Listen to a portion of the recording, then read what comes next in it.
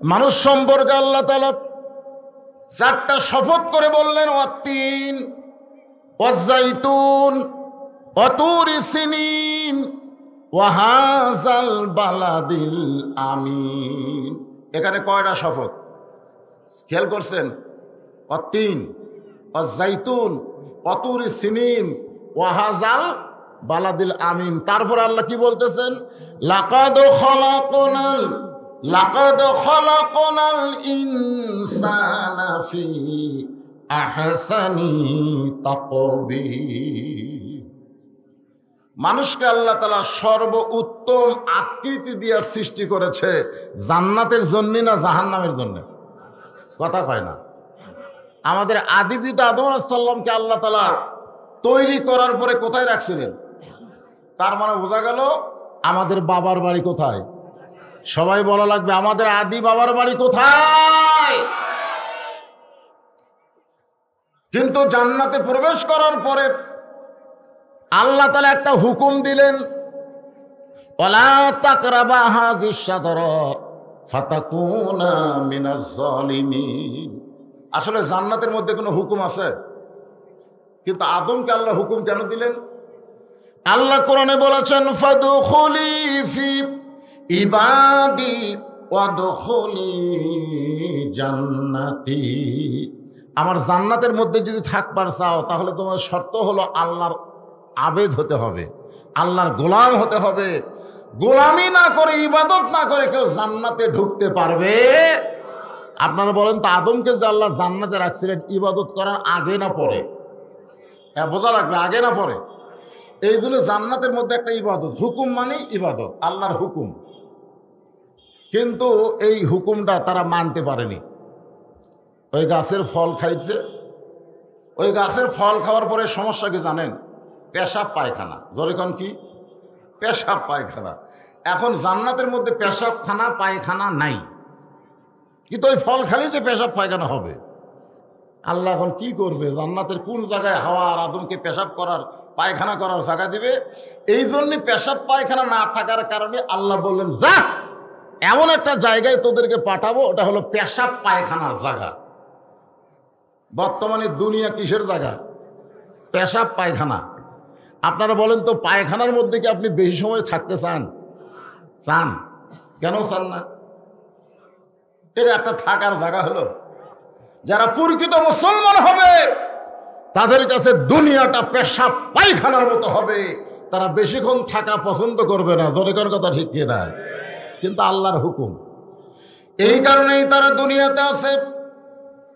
আল্লাহ বললেন, ইল্লাল্লাযীনা আমানু ওয়া আমিলুস সালিহাতি ওয়া তাওয়াসাউ বিল হক ওয়া তাওয়াসাউ বিস সবর।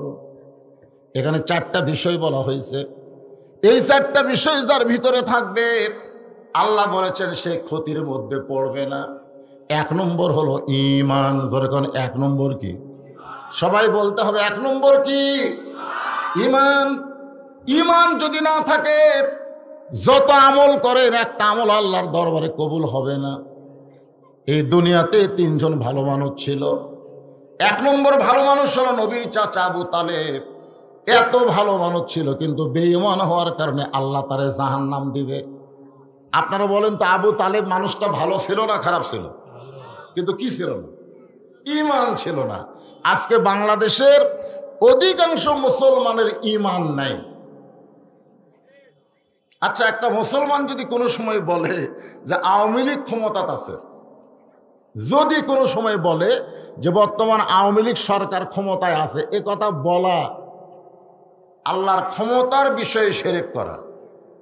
কারণ সূরা মুলকের মধ্যে আল্লাহ তাআলা বলে দিয়েছেন, ওয়াহু আলা কুল্লি শাইইন কদির। প্রত্যেকটা বিষয়ের উপরে একমাত্র ক্ষমতাকার। তাহলে এখন ক্ষমতায় কে আছে? আরো জোরে বলেন। যদি কেউ বলে অমুক দল ক্ষমতায় আছে, তাহলে বুঝবেন আল্লাহর ক্ষমতার ব্যাপারে ও মুশরিক হয়ে গেল, ওর ঈমান শেষ। নতুন করে আমার কলমা পড়তে হবে। এই জন্য এক নম্বর হলো ঈমান। সাহাবেরা জিজ্ঞাসা করলেন, ইয়া রাসূলুল্লাহ, ঈমান সম্পর্কে আমরা জানতে চাই, ঈমানের গুরুত্ব কম না বেশি? এই জন্য ইমান সম্পর্কে আমরা একটু জানবার চাই। আল্লাহ রাসূল বললেন ইকরার বিল লিসান, জবানে বলতে হবে লা ইলাহা ইল্লাল্লাহ, শুধু জবানে বললে হবে না, তাসদিক বিল জানান, ওইটা কলিজার মধ্যে জায়গা দেওয়া লাগবে। কলিজার মধ্যে যারা ইমানকে জায়গা দিবে তাদের কাছে জীবনের চাইতে ইমানের গুরুত্ব বেশি হবে। আপনারা অন্তর থেকে বলেন, বর্তমানে বাংলাদেশের মানুষের জীবনের গুরুত্ব বেশি না ইমানের গুরুত্ব বেশি? জীবনের গুরুত্ব বেশি। হ্যাঁ হ্যাঁ, আসলে আমি যতই চেষ্টা করি আমি কিন্তু আমার জীবন বাঁচাবার পারবো না, কিন্তু আমি একটু চেষ্টা করলে, দেখে শুনে চললে, বললে, খাইলে আমার ইমানকে আমি রক্ষা করতে পারবো। আমার ইমানকে আমি রক্ষা করতে পারবো, বাঁচাতে পারবো, কিন্তু জীবন বাঁচান যাবে। আল্লাযী খালাকাল মাউতা ওয়াল হায়াতা লিয়াবলুয়াকুম আইয়ুকুম আহসানু আমালান ওয়া হুয়াল আজিজুল গফুর। তাসদিক বিল জিনান, যখন কলিজার মধ্যে ইমান, ওই মানুষটার চরিত্র কেমন হবে? দরকার হলে আল্লাহর জন্য জীবন দিবে, কিন্তু বাতিলের সঙ্গে আপোষ করবে। বর্তমানে আমরা কার সঙ্গে আপোষ করছি? হ্যাঁ, দরকার হলে আল্লাহর জন্য কি দিবে? কথা কয় না। আপনারা যারা এখানে বসে আছেন, আল্লাহর জন্য জীবন দিবার পারবেন? পারবেন? মরা তো লাগবেই, মরা লাগবেই, কিন্তু আমরা মরবো কার জন্যে? ইন্না সলাতি ওয়া নুসুকি ওয়া মাহইয়ায়া ওয়া মামাতি লিল্লাহি রাব্বিল আলামিন। এরপরে রাসূল বললেন আমল বিল আরকান, আমি যে ইমানদার এটা আমাকে আমলের মাধ্যমে, কিসের মাধ্যমে? আমলের মাধ্যমে প্রকাশ করতে হবে। আমরা যত আমল করতেছি তার মধ্যে 1 নম্বর আমলের নাম কি? ইমানকে রক্ষা করার জন্য 1 নম্বর আমলের নাম হলো নামাজ। 1 নম্বর আমলের নাম কি? জোরে করে, 1 নম্বর আমলের নাম কি? বর্তমান প্রধানমন্ত্রী 564টা মসজিদ বানায় দিচ্ছে, কিসের জন্যে? বর্তমান প্রধানমন্ত্রী ইচ্ছা করলে প্রত্যেকটা থানাতে একটা করে সিনেমা হল বানাবার পারতো কি পারতো না? কিন্তু সিনেমা হল না বানায় মসজিদ বানায় দিয়া তিনি কি বুঝাইলেন? তিনি ভালোর পক্ষে না খারাপের পক্ষে? এই সত্য কথা বলা লাগবে। ভালোর পক্ষে না? আপনারা বলেন মসজিদের মধ্যে কি হয়? কিন্তু মুয়াজ্জিন আজান দিলে যায় না। তাহলে মসজিদ বানালাম 500 না 5000 মসজিদ বানালাম, কিন্তু মুসল্লি হয় না, হবে? ইমান রক্ষা করতে হবে। 1 নম্বর আমল লা সালাতা লা ঈমান, যার নামাজ নাই তার ইমান নাই, ডাইরেক্ট কথা। বাইনাল আবদি ওয়াল কুফরি তরকুস সালাত, বান্দার কাফেরের মধ্যে পৃথক করার নাম হলো নামাজ। যে নামাজ পড়বে সে আল্লাহর বান্দা, যে পড়ে না সে হলো কাফের। তাহলে নামাজ না পড়লে যদি কাফের হয়, সেই নামাজের গুরুত্ব কম না বেশি? তো সরকার মসজিদ বানানোর গুরুত্ব দিল, নামাজ আদায়ের গুরুত্ব দিল না। তার মানে কি বোঝা গেল? না না না, একটা বোঝা লাগবে তো।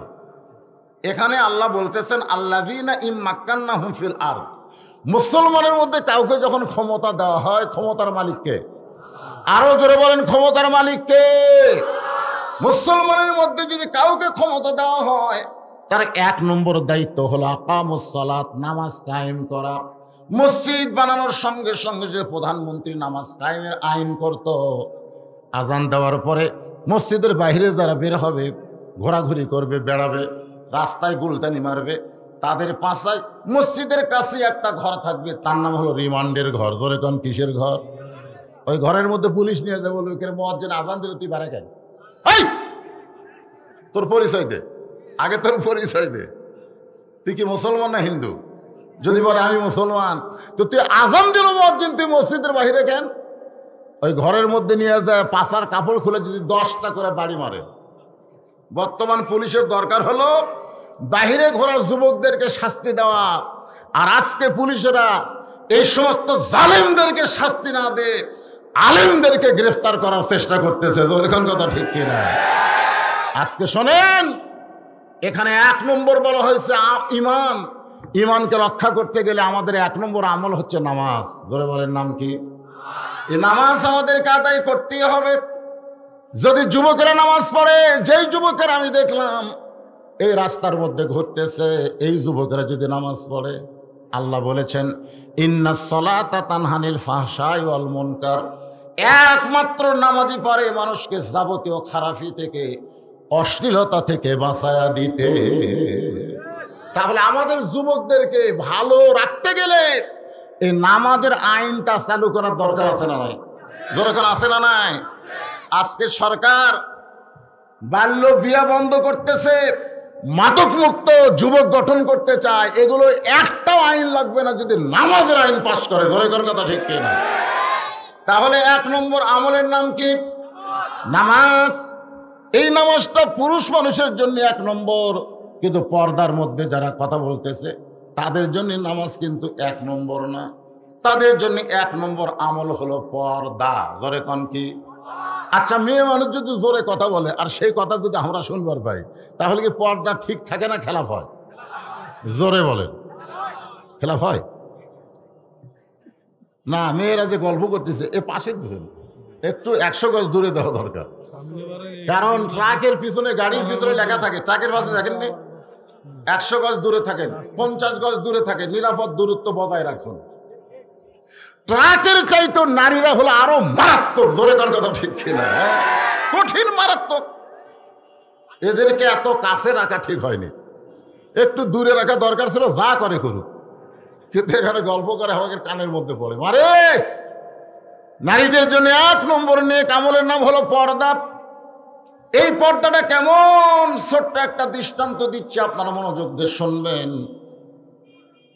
যাকে বলা হয়েছে সাইয়্যিদাতুন নিসাই আহলিল জান্নাহ, নাম হলো ফাতেমাতুজ জোহরা। নাম শোনেন নাই? এরা কি প্রত্যেক জুম্মার দিন, আজকে জুমার দিন না, আজকে জুমার সানি খুতবায় ইমাম সাহেবকে আপনাদের শুনাইছে? শুনছেন আপনারা? সাইয়্যিদাতুন নিসাই আহলিল জান্নাহ ফাতেমাতুজ জোহরা, জান্নাতি নারীদের মধ্যে তিনি নেত্রী হবেন। তার নাম হলো ফাতেমা। ওই ফাতেমা কেমন দেখার জন্য কতগুলো মেয়ে মানুষ তার বাড়ির দরজায়। ফাতেমাটা কেমন এটা দেখার জন্য পুরুষ মানুষ না, মেয়ে মানুষ তার বাড়ির দরজায়। কিন্তু গিয়ে দেখতেছেন দরজাটা বন্ধ। মেয়েরা চিন্তা করে আমরা ফাতেমার সঙ্গে দেখা করব, কিন্তু দরজা বন্ধ, কেমনে ঢুকবো? এমন সময় দেখে একটা ছোট্ট বাচ্চা দৌড়াদৌড়ি করতেছে। মেয়েদের মধ্যে একজন ওই বাচ্চাকে কাছে ডাকলেন, বাবু তোমার নাম কি? ছোট বাচ্চা বলতেছে আমার নাম হলো হোসাইন ইবনে আলী। যেই বলছে বাবু তোমার নাম কি, বলে আমার নাম হলো হোসাইন ইবনে আলী। আপনারা বলেন তো হোসাইন ইবনে আলী মানে কার সন্তান? আলীর বেটা। ফাতেমার কে? আমার ভাই বলতেছে আলীর সন্তান। আসলে এরকম বলাটা স্বাভাবিক। আমি 91 সালে যখন বিয়ে করলাম, কোন সালে, তখন কাজী সাহেব আমাদের কইল আপনার বাপের নাম কি? আমি বাবার নাম কইলাম, আমার বিয়ে হয়ে গেল, বিয়ে কমপ্লিট। বাড়িতে আসার পর আমার মা বলতেছে বিয়ে কিভাবে হলো? আমি বললাম কাজী সাহেব কইল বাবার নাম কি, আমি বাবার নাম লিখে দিলাম, বিয়ে হয়ে গেল। তো মা বলতেছে আমার নাম কয়নি? আমি বললাম না মা, আপনার নাম তো শুনবার চাইনি, খালি বাবার নাম দিয়েই তো বিয়ে হলো। মা তখন ঘরের মধ্যে গেল, আমার মনে আছে, ঘরের মধ্যে গিয়ে সেই কান্দন। আমি বললাম মা কান্দ, এই তোর বাপ তোর জন্য কি করছে রে? যা করছে আমি। আর বিয়ের সময় তোর বাপের নাম দিয়ে বিয়ে হয়, আমার নাম থাকে না। এই জুলুমের আইন আমি মানি না। আমার মাকে বেশি দিন সময় লাগেনি। বর্তমান সরকার যখন ক্ষমতাতে আসলো, তখন আমার জামাই আমার মেয়ে বিয়ে করলো। যে ওয়াজ করে না, ও আমার মেয়ে বিয়ে করতেছে। কাজী সাহেব বলতেছে আপনার বাপের নাম কি, মায়ের নাম কি? আমি চিন্তা করলাম কি রে, আমার বিয়ে হলো খালি বাপ দিয়ে, আর জামাইয়ের বিয়ে বাপও লাগে বাবা লাগে। এই সরকারের একটা ভালো কাজের মধ্যে এই কাজ হলো যে খালি বাপের পরিচয় দিলে হবে না, সন্তানকে মায়ের পরিচয় দেওয়া লাগবে। ধরে কর কথা ঠিক কিনা? কারণ বাবা আনন্দে মাতিয়া সাগরে ভাসাইয়া সেই যে চইলা যায় খবর লয় না, মাজন ধরিয়া উদরে কতই কষ্ট করে, 10 মাস পরে পেল প্রসবের বেদনা, এমন মাকে সন্তান বাদ দিবার পারবে? শূন্যস্থান আপনাকে পুরা করা লাগবে। আমি যেখানে থামবো ওখানকার পরের সেন্টেন্স আপনাকে বলা লাগবে। পারবেন না? সবাই বলবেন, তাহলে দেখবেন ওয়াজ বক্তা শ্রোতা একেবারে একাকার হয়ে যাবে, আপনাদের বুঝতে আর কোনো কষ্ট থাকবে না। ছোট্ট ছেলেটা বললাম আমার নাম হলো হোসেন ইবনে আলী, মেয়েরা বুঝতে পারলে এটাই ফাতেমার সন্তান। একজন মেয়ে বলতেছে, বাবা তোমার মায়ের সঙ্গে আমরা একটু দেখা করবার চাই, তুমি কি তোমার মায়ের কাছে গিয়ে আমাদের জন্য দরজা খোলার ব্যবস্থা করতে পারো? হোসেন বলতেছে, আপনাদের কোনো টেনশন নাই, আমি যাচ্ছি। এই কথা বলার সঙ্গে সঙ্গে খেলাধুলো বাদ দিয়ে হোসেন রাদিয়াল্লাহু ছোট্ট মানুষ এক দৌড়ে মায়ের ঘরের দরজায়, একটা ঘর টপকায়া মায়ের ঘরের দরজায়, যে ঘর হোসেন টপকাইছে ওই ঘরের ভিতরে হযরত আলী কোরআন তেলাওয়াত করতেছে। ইন্নামাল মুমিনুনা আল্লাযীনা ইযা যুকিরাল্লাহু ওয়াজিলাত কুলুবুহুম ওয়া ইযা তুলিয়াত আলাইহিম আয়াতুহু জাদাতুহুম ঈমানা ওয়া আলা রাব্বিহিম ইয়াতাওয়াক্কালুন। যে ঘর টপকায়া মায়ের ঘরের দরজায়, ওই ঘরের মধ্যে কোরআন পড়তে দেখে হযরত আলী আল্লাহর কোরআন তেলাওয়াত করতেছে। আপনার বলেন তো, কোরআন তেলাওয়াত শোনার পরে মানুষের ঈমান বাড়ে না কমে? আমাদের বাংলাদেশে, পৃথিবীর ভিতরে এত কোরআনের মাহফিল কোনো দেশে হয় না, সবচাইতে বেশি হয় সেই দেশের নাম কি? আরো জোরে কোন? হায় হায় রে, এত কোরআনের মাহফিল পৃথিবীর কোনো জায়গা হয় না। আর এইরকম কষ্ট করে পৃথিবীর কোনো রাষ্ট্রের মানুষ কোরআনের ওয়াজও শোনে না। আরামের বিছনা বালিশ বাদ দিয়ে খেড়ের ওপর বসে আছে। তারপরেও মানুষের ঈমান দিন দিন বাড়তিছে না কমতিছে? হ্যাঁ, তার মানে কি বোঝা গেল? হযরত আলী যে আয়াত তেলাওয়াত করতেছেন, মুমিন কারা? পাইকারের সবাই মুমিন না। যারা মুমিন হবে তাদের 4টা বৈশিষ্ট্য থাকা লাগবে। 1 নম্বর বৈশিষ্ট্য হলো ইজা যুকিরাল্লাহু ওয়াজিলাত কুলুবুহুম, যখন তারা আল্লাহর জিকির করবে, এই জিকির করার কারণে তাদের অন্তরের মধ্যে তড়পড়ানি শুরু হবে। সুবহানাল্লাহ কোন?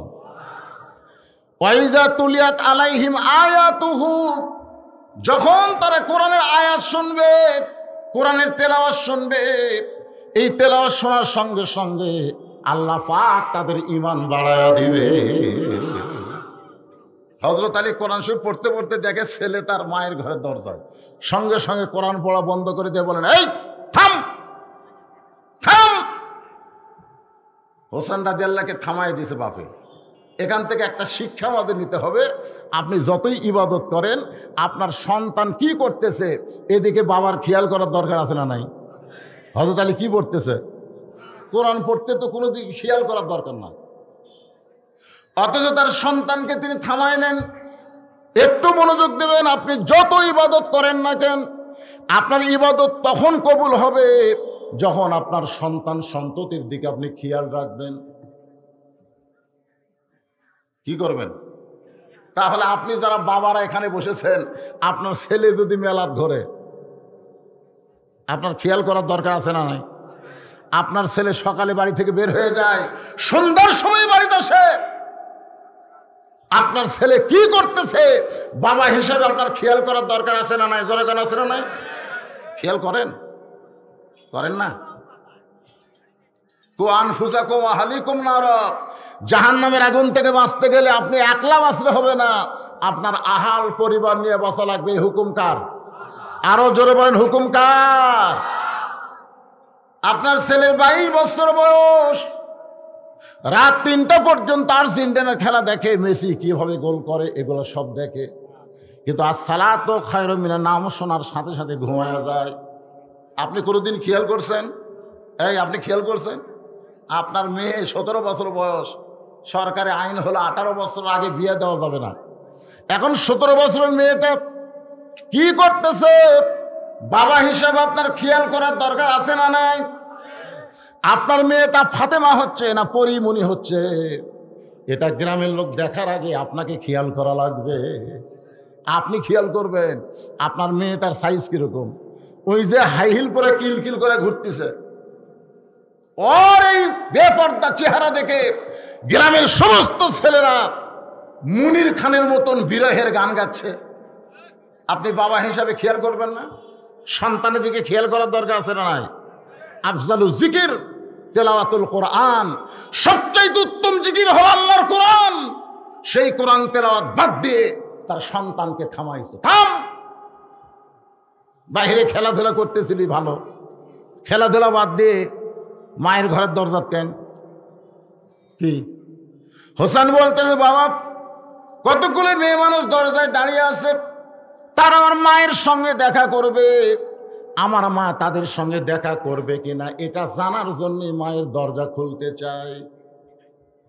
হযরত আলী বলতেছে, তোমার বয়স কত? তুমি যে মায়ের দরজা খুলতে চাও তোমার বয়স কত? হোসেন বলতেছে, আপনি ভালো জানেন। ছেলের বয়স কত কে ভালো জানে? এই ছেলের বয়স কত মাও জানে না। মাও জানলে রাসূল কয় তারিখে দুনিয়াতে এসেছে এটা কিন্তু আমেনা বলে যেত। কিন্তু আব্দুল্লাহ মায়ের পেটে থাকতেই রাসূলের বাবা মারা গেছে। এই জন্য পৃথিবীর কোনো ঐতিহাসিক কয় তারিখে রাসূল দুনিয়াতে এসেছে এটা নির্দিষ্ট করে বলতে পারেনি। কেউ বলেছে রবিউল মাসের 1 তারিখে, কেউ বলেছে 7 তারিখে, কেউ বলেছে 9 তারিখে। কিন্তু রাসূল যে কয় তারিখে বিদায় নিছে এইটা দুনিয়ার সমস্ত মানুষ জানে, কারণ ওই সময় রাসূলের 1.25 লক্ষ 1.5 লক্ষ সাহাবী ছিল। ধরে গেল সুবহানাল্লাহ। তাহলে জন্ম তারিখ বাবা না থাকলে এইটা নির্দিষ্ট করে বলা কঠিন। মা এইটা করে না, এটা করে বাবা। আলী বলতেছেন, তোমার বয়স এখন 4 বছর। ধরে কোন কয় বছর? 4 বছরের বাচ্চা যখন তখন মায়ের ঘরে ঢুকতে পারবা না। খুব খেয়াল করবেন ইসলামী শরীয়ত। 4 বছরের বাচ্চা যখন তখন মায়ের ঘরে ঢুকতে পারবা না। 2 বছরের বাচ্চা যদি হয় যখন তখন মায়ের ঘরে ঢোকো, কোনো সমস্যা নাই। মা যদি কাপড় খুলেও ঘরের মধ্যে থাকে, 2 বছর বাচ্চা ঢুকলে কোনো সমস্যা নাই। 2 বছর পার হয়ে গেলেই দুধ যখন ছাড়ে এরপরে যদি বাচ্চা ঢোকে তাহলে সমস্যা আছে। তোমার বয়স এখন 4 বছর। এখান থেকে আমাদের একটা ফতোয়া নেওয়া লাগবে। ছেলে যখন বড় হয় ইচ্ছা করলে মায়ের ঘরে ঢোকা যাবে না, ঢুকতে গেলে মায়ের অনুমতি লাগবে। জোরে কোন কি লাগবে? আবার মেয়ে যদি বড় হয় বাবা ইচ্ছা করলেই মেয়ের ঘরে ঢুকতে পারবে না, ঢুকতে গেলে বাবার অনুমতি নেওয়া লাগবে। আমার মেয়েরা এখন বড় হয়ে গেছে, মেয়েরা ঘরে আছে, আমি কি যখন তখন ঢুকতে পারবো? যখন পারবো। আল্লাহ নবী জোহরের নামাজ পড়ার পরে ফাতেমার বাড়িতে এসে সালাম দেয়। ফাতেমার দরজা এসে ওয়ালাইকুম আসসালাম বলে কান্দে, কিন্তু দরজা খোলে না। রাসূল বলে, ফাতেমা তোকে দেখার জন্য আইসে, মা একটু দরজা খুলে দে। ফাতেমা কান্দারে বলে, বাবা এমন একটা কাপড় আমার পরনে আছে যে কাপড় পরে আপনার জন্য দরজা খুলতে বড় শরম পায়। বাবা এখনকার মতো আপনি ফেরত যান। আল্লাহ নবী ফেরত গেলেন। আসরের নামাজ পড়ার পরে নবী আবার ফাতেমার দরজায়। ফাতেমা কান্দারে বলে, বাবা এমন একটা কাপড় পরে আসি গো বাবা, এই কাপড় পরা অবস্থা আপনার জন্য দরজা খুলতে পারবো না। সঙ্গে সঙ্গে আল্লাহ নবী জানলার পাশে গিয়ে এক টানে গায়ের চাদর খুলে ওই চাদরটা ফাতেমার জন্য জানলা দিয়া দেয়। ফাতেমা ওই চাদর পরে নবীর জন্য যখন দরজা খোলে, আল্লাহ নবী তাকায় বলে, ফাতেমা রে কষ্ট মনে করিস না।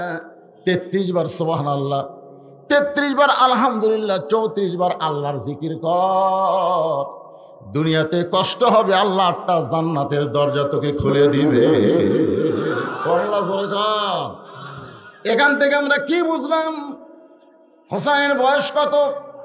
4 বছর। হযরত আলী বললেন, তুই যখন তখন মায়ের ঘরে ঢুকতে পারবি না। মায়ের ঘরে ঢুকবার গেলে মেয়েদের জন্য নয়, আগে তোর অনুমতি লাগবে। সুবহানাল্লাহ। বড় আয়, আয় আমার কাছে আয়।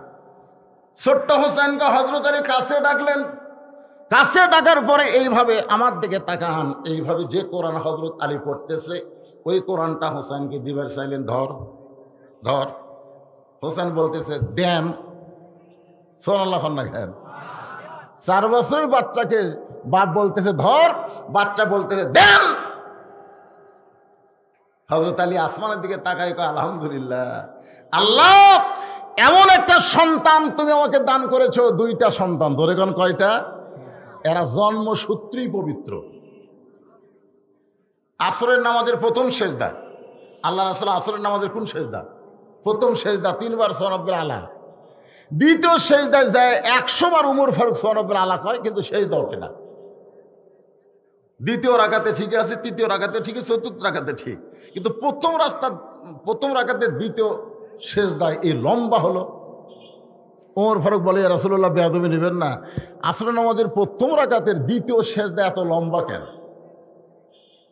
রাসূল বললেন আমি যখন সেজদাত গেলাম এমন সময় 2জন পবিত্র আমার কাঁধের উপরে চলল। কয়জন? 2জন পবিত্র। 2জন কি পবিত্র আমার কাঁধের উপরে চললো। আমি নামাজ পড়া অবস্থায় ওদেরকে পিঠ থেকে নামাতে চাইলাম, কিন্তু নামাজের মালিক আল্লাহ বলতেছি ইয়া রাসূলুল্লাহ আমার নামাজের কারণে ওদেরকে পিঠ থেকে নামাবেন না। আমি আল্লাহ এত ভালোবাসি যতক্ষণ আপনার পিঠে থাকবে আপনি সেজদাই তুলবেন না। জোরে কারণ সুবহানাল্লাহ। তার মানে কি বুঝলেন? হাসান হোসেন জন্মসূত্রে পবিত্র। যেই মাত্র বাবা বলছে ধর, সঙ্গে সঙ্গে বলতেছে দেন। তার মানে মায়ে শিখাইছে সবসময় পবিত্র অবস্থায় থাকা লাগবে। প্রথম শিক্ষাটা সন্তান পায় কার কাছে? আরো জোরে বলেন না কেন, কার কাছে? আর এখনকার মায়েরা কি করতেছে? কানলে মোবাইল চালু করে দেয়, ভাত খাবার না চাইলে মোবাইলের গেম দেখে দেখে ভাত খেলে। জোরে কোন কথা ঠিক কিনা? এখনকার মায়েরা ছোট বাচ্চাকে মাদ্রাসায় না পাঠায় প্রাইমারিতে পাঠাইতেছে। প্রাইমারিতে গেলে নাকি উপবৃত্তি পাবে, আর মাদ্রাসায় গেলে কিছুই পাবে না। এখন প্রাইমারিতে কমলমতি শিশু বাচ্চা, একটা বেগুনা মাসুম যার কোনো পাপ করার বয়স হয় নাই, ওই বয়সে গিয়ে তাকে পাপের বই হাতত দিছে। পাপের বই। ধরে কারণ কিসের বই? পাপের বই মানে সত্যি কথা না মিথ্যা কথা? মিথ্যা কথা। আইরে আইটিয়ে নায়ে ভরা দিয়ে নালে গেল বোয়াল মাসে, তাই না দেখা ভদর নাচে। আসলে এটা কেউ বাদী না হলে আওয়ামী লীগ বাদী হওয়া লাগতো। একটা নৌকা লিয়া কি একটা বেহাল অবস্থা। আইরে আইটিয়ে নায়ে ভরা দিয়ে নালে গেল বোয়াল মাসে। বোয়াল মাছ যদি নৌকা লিয়া যায় এটা দাঁড়াবি কাতরে।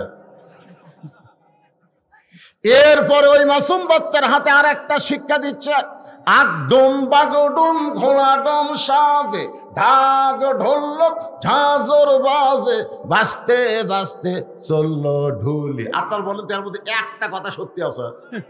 আমার এই কোমলমতি মাসুম বাচ্চাকে প্রথম যে বইটা দিলাম এটা হলো মিথ্যার বই, আর মিথ্যার বই ওই হেফজ করে ওই কি ভালো হবে? আমি দেখছি পিঠের উপরে ব্যাগ, প্রাইমারি ক্লাস 2 এর ছাত্র পিঠের উপরে স্কুলের ব্যাগ ওই খাড়া হয়ে মারতেছে। এই যন্ত্র একদিক ব্যাগে করে খাড়া হয়ে মারতেছে। এই পাগল বস, দাঁড়ায় পেশাব করা যায়? এই কোথায় পড়িস? প্রাইমারিতে। কোন ক্লাসে? 2 পড়ি। তো কেমনে পেশাব করা লাগে তোর স্যার তোকে শিখাইনি?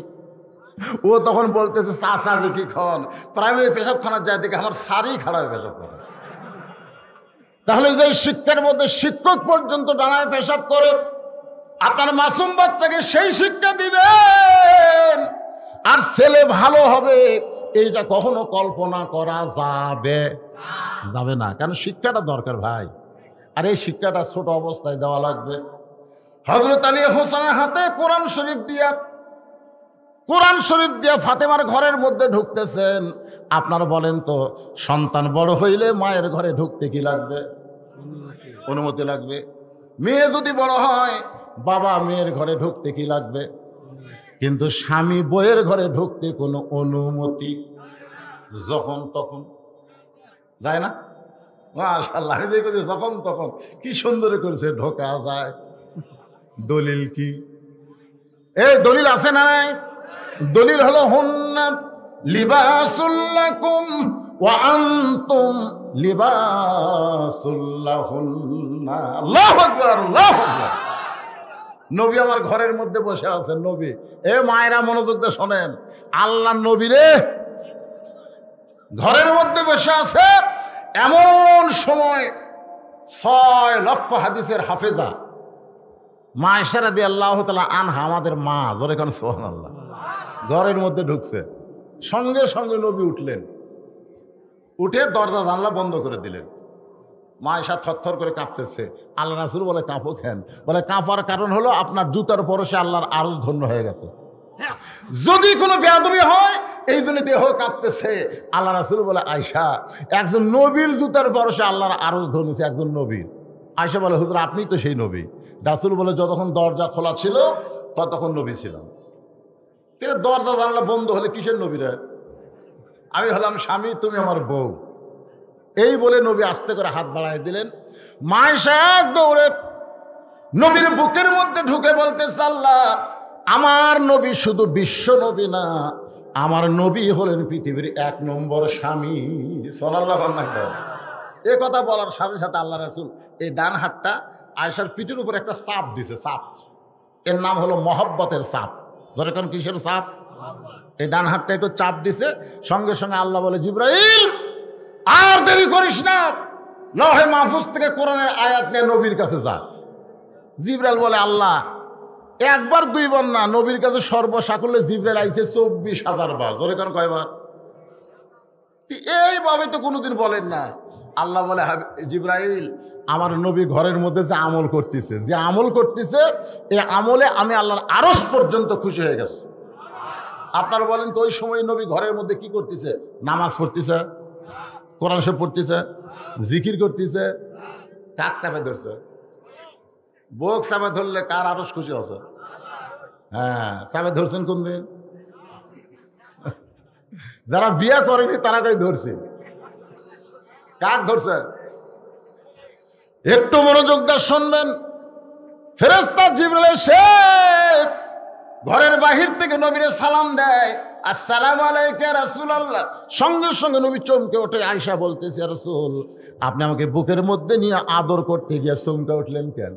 নবী বলতেছে, জিবরাইল বাহিরে। জিবরাইল যেই বলছে জিবরাইল বাহিরে, সঙ্গে সঙ্গে আয়েশা বলতেছে, এটা কি একটা টাইম হলো? বুকের মধ্যে নিয়ে যখন আদর করতেছেন তখন জিবরাইল আসলো। আমার যে শরম লাগতেছে। রাসূল বলে, আয়েশা রে, স্বামী স্ত্রী যখন মহব্বত করে একমাত্র আল্লাহ ছাড়া পৃথিবীর কেউ দেখতে পায় না। সুবহানাল্লাহ। মারাত্মক কথা। স্বামী স্ত্রী যখন মহব্বত করে একমাত্র আল্লাহ ছাড়া পৃথিবীর কেউ দেখতে পায় না। কেন পায় না? আমরা যখন বউয়ের সাথে মহব্বত করি তখন দরজা জানলা খুলে থই। এমনকি 2 বছরের বাচ্চা যদি কাছে থাকে তাকে আমরা দাদির কাছে পাঠিয়ে দিই। জোরে কোন কথা ঠিক কিনা? আমার জন্ম দেওয়া সন্তান, আমার হালাল বউকে আদর করব, তাও নিজের সন্তানকে আমরা ঘরত থুই না। আমরা স্বামীরা এমনভাবে বউরে মহব্বত করি। আর কতগুলা পাগলারা এই 14ই ফেব্রুয়ারি ভ্যালেন্টাইন ডে মানে কাতি মাসে কুত্তে তোলা লাগছে। জোরে কোন কথা ঠিক কিনা? যেখানে সেখানে হায় হায় প্রেমের গতি বেড়ে গেছে। এরকম কিছু যুবক যুবতী আছে না নাই? যেখানে সেখানে জোরে কোন কথা ঠিক কিনা? আল্লাহর বান্দা বান্দির একটু মনোযোগ দিয়ে শুনবেন। নবী চমকে গিয়ে বলে, জিবরাইল, এই মুহূর্তে আপনি কেন আইছেন? ফেরেশতা জিবরাইল বলতেছে, রাসূলুল্লাহ, আমি আমার ইচ্ছায় আসি নাই, আল্লাহর কোরআন নিয়ে আপনার কাছে হাজির হয়েছি। ঘরের মধ্যে কি করতেছেন আমি জানি না, তবে আল্লাহর আরশ খুশি হয়ে গেছে। আল্লাহ তাআলা কোরআনে আয়াত নাজিল করেছে, হুন্না লিবাসুল লাকুম ওয়া আনতুম লিবাসুল লাহুন্না। এটাই হলো দলিল, স্বামী যখন তখন বইয়ের ঘরে ঢুকতে পারবে, বইয়ের কোনো অনুমতি লাগবে। কারণ স্বামী বিবির পোশাক, বিবি হলো স্বামীর পোশাক। একই কম্বলের মধ্যে, একই ল্যাপের ভিতরে সারা জীবন। পারলে একই বালিশের উপরে মাথা দিয়ে 2 জন ঘুমাবেন।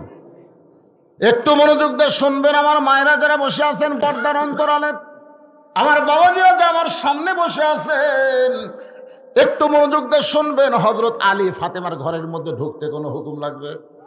নিজের ইচ্ছায় দরজা খুলে তাকায় দেখে ফাতেমা ডান হাতে আল্লাহর কোরআন তেলাওয়াত করতেছে আর বাম হাতে জাতা ঘুরাইতেছে। দরজা খোলার পরে, অন্দরমহলের দরজা খোলার পরে আলী দেখতেছে ফাতেমা বাম হাতে জাতা ঘুরাই আর ডান হাতে কোরআন তেলাওয়াত করে। এই দৃশ্য দেখার পরে হযরত আলীর চোখ দিয়ে দর দর করে পানি পড়তেছে। আল্লাহ, ভাঙ্গা ঘরের মধ্যে তোমার রহমতে এমন একটা বউ পাইছি যে বউটা আমার দুনিয়ার জান্নাত হয়ে গেছে। আল্লাহ, কি বউ রে! বাম হাতে দুনিয়া, ডান হাতে আখিরাত। সুবহানাল্লাহ না কেন? বাম হাতে ছাতা ঘুরে, ডান হাতে কোরআন পড়ে, এরকম বউ পাওয়া হলো ভাগ্যের ব্যাপার। আর আমরা দরজা খুললে দেখি হিন্দুদের চ্যানেল স্টার জলসা, জি বাংলা, ওই নাটকগুলো দেখতে গিয়ে হরি হরি লো লো লো লো লো, আমাদের বউগুলো এটাই করতেছে। ধরে কথা কর না কেন? এই মায়েরা, স্টার জলসা, জি বাংলা যদি দেখেন আর বদরিশের ওয়াজ শোনেন, একই পলিথিন ব্যাগের মধ্যে 4 তেল। ধরে কোন কয় তেল? আগে বলছে ভাই আমার সরষের তেল লাগবে, 1 পোয়া দে। 1 পোয়া দিছে। বলতেছে ভাই রে, বউ তো বলতেছে মাথার চুলও তো তেল দেওয়া লাগবে, তো নারকেলের 8 পোয়া দে। 8 পোয়া নারকেল 8 পোয়া কার এরই মধ্যে দে, অত ব্যাগের কি দরকার? কিন্তু তখন পরে বলতেছে ভাই রে, সোয়াবিন হয় না রে, ½ কেজি দে। ভাই এই মধ্যে দে, আমি যদি লেই তোর অসুবিধা কি? লাস্টে বলতেছে ভাই মাঝে মধ্যে কারেন্ট যায় রে, আবার হারকিনের যুগ ফেরত আসে, দে ½ কেজি কেরাসিন দে। তখন দোকানদার বলতেছে ভাই কার মধ্যে? এরই মধ্যে। এখন 4টা তেল একত্র করে বাড়িতে এসে বউকে বলতেছে বাঁচে এলাম।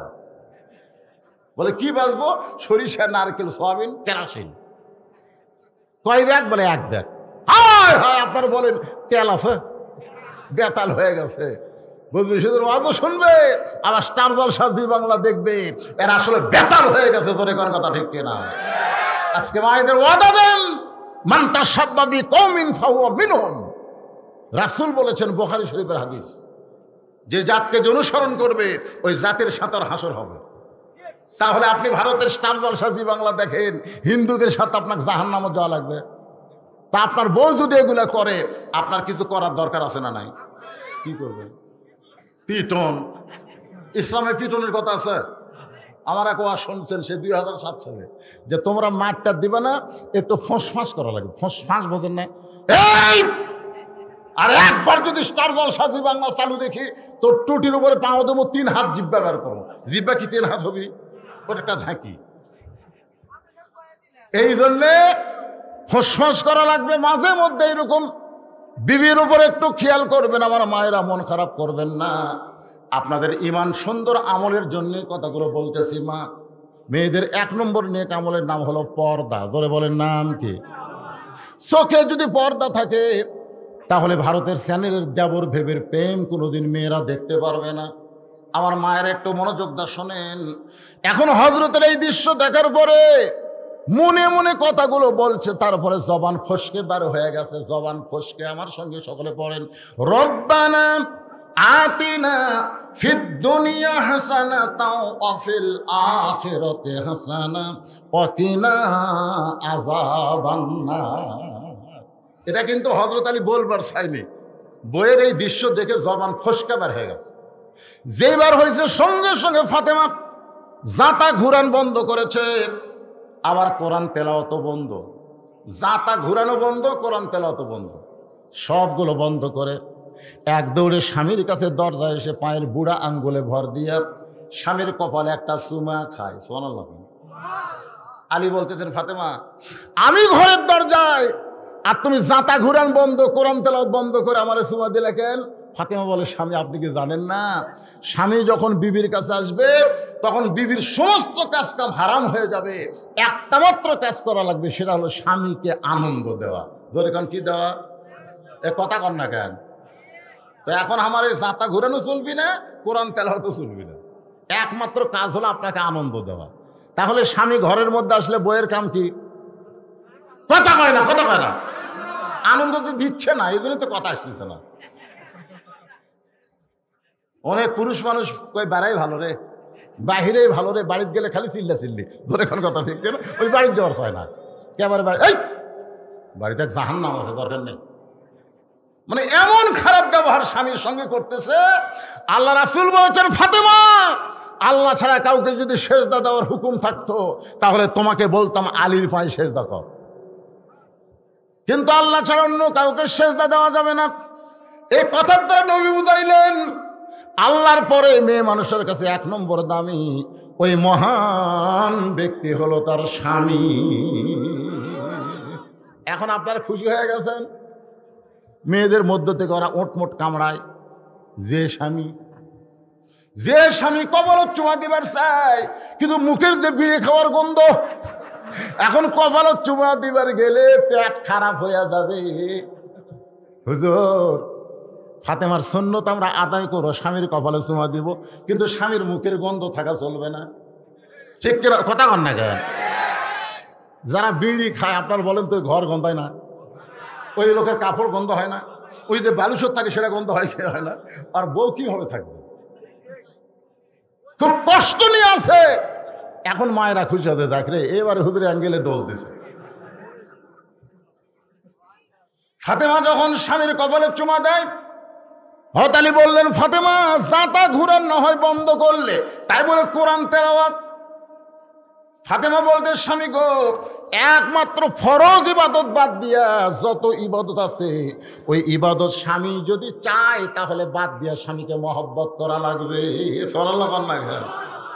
যদি স্বামী ডাক দেয়, বউ যদি নফল নামাজের মধ্যে থাকে, স্বামী ডাকতেছে ফাতেমা, তখন নামাজের মধ্যে বলতে হবে কি কম গো, কিন্তু ফরজ নামাজ যখন শুরু করবে তখন স্বামী ডাকলেও কথা বলা যাবে না, তবে গলা খাকারি দেওয়া লাগবে। স্বামী বুঝবে কথা না কয়ে যেন গলা খাকারি দিল, দেখি তো ভুলকি মারে কি করতেছে, ওরে বাবা নামাজ হতাছে। স্বামীর হুকুম ছাড়া কোনো বউ যুবক অবস্থায় রোজা রাখতেও পারবে না, নফল রোজা। ধরে কারণ কি রোজা? কারণ শীতের রাত্রে এগুলা কষ্ট হয়, ঠান্ডা লাগে। দুপুরবেলা গোসল করার আগে স্বামী একটু ইচ্ছা করছে খেলা করবে, ধরে কারণ ঠিক কিনা, একটু খেলাধুলা। সুবহানাল্লাহ কন রে ভাই। আজকে আমাদের অনেকের মাজা নাই, খাড়া হওয়ার পারে না, তারপরেও খেলবার চাই। খেলা এত সোজা না রে, খেলবার গেলে মাজাত বল থাকালে কথা কন না কেন? অনেক যুবকের বিয়ে করার পরে আর খেলাধুলা ঠিক মতো হচ্ছে না। আমি ওই সকল যুবকদেরকে বলবো, আমরা শুধু কোরআনের তাফসির করি না, তোমাদেরকে ওষুধও দিবার পারি।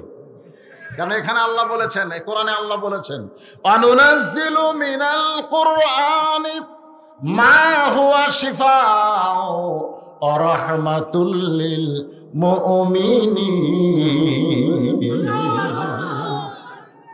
গোপনে আমার সাথে যোগাযোগ করো, খেলা হবি না মানে। সুবহানাল্লাহ খান। সব কিছু কোরআনে আছে না নাই? তাহলে একটা স্লোগান দেন, আমি যে বলবো সব সমস্যার সমাধান, আপনারা বলবেন দিতে পারে আল কোরআন। সব সমস্যার সমাধান আল কোরআনের আলো। কোরআন হাদিস যেখানে, দুনিয়ার মুসলমান লিল্লাহে।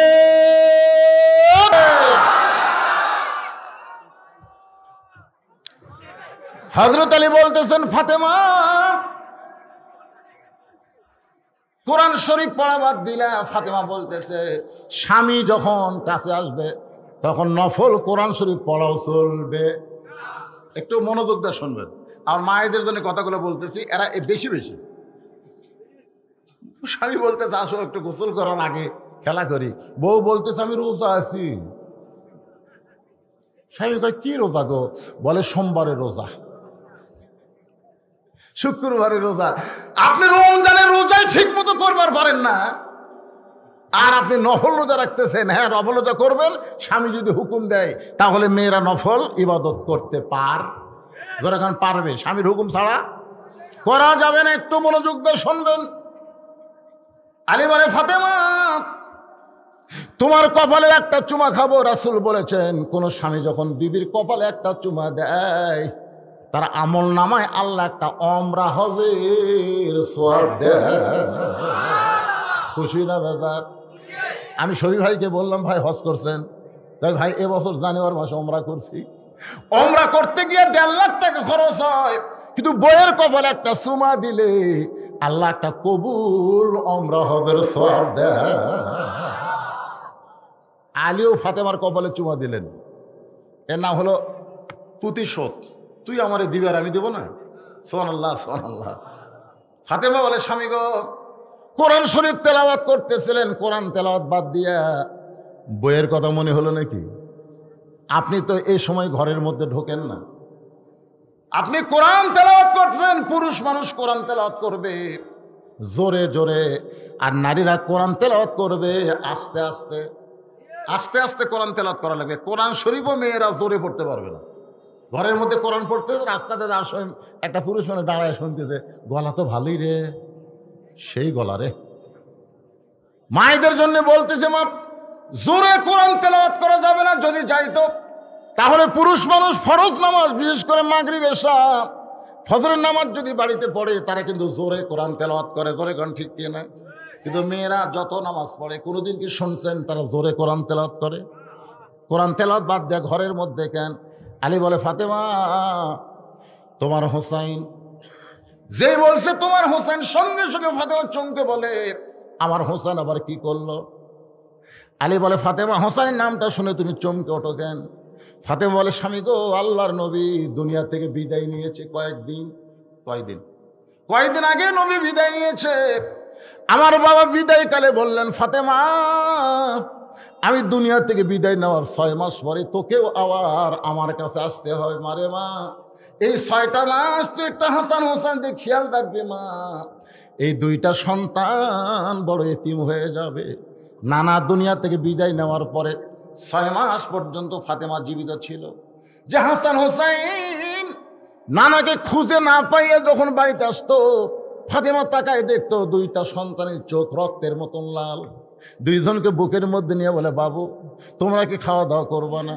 হাসান হোসেন বলে, মা গোটা মদিনায় খুঁজলাম মা, কিন্তু আমার নানাকে আমরা আর খুঁজে পাইলাম না। রাসূল বলে, ফাতেমা হাসান হোসেন যতদিন নানা নানা বলে কানবে, খবরদার আমার রওজার কথা বলতে পারবি না। এরা 2 ভাই যদি রওজার কাছে গিয়ে বলে, নানা ফাতেমা রে, আমি নবী আর ঘুমের মধ্যে থাকতে পারবো না, আমি হাসান হোসেনকে এত ভালোবাসি, ওদের ডাক শোনার পরে আমার ঘুম ভেঙে যাবে। কথাটা তারা বোঝা গেল, আমাদের নবী কিন্তু রওজার মধ্যে মরা না, মরা। এখন হেজাতি কিছু বক্তব্য আছে, হেজাতি, এই হেজাতিরা কয় নবী হামাকের মতোই মরে গেছে। কিছুদিন আগে ইউটিউবে দেখলাম এক বক্তা বলতেছে নবী পৌঁছে গেছে। নাউজুবিল্লাহ, জোরে কবেন না।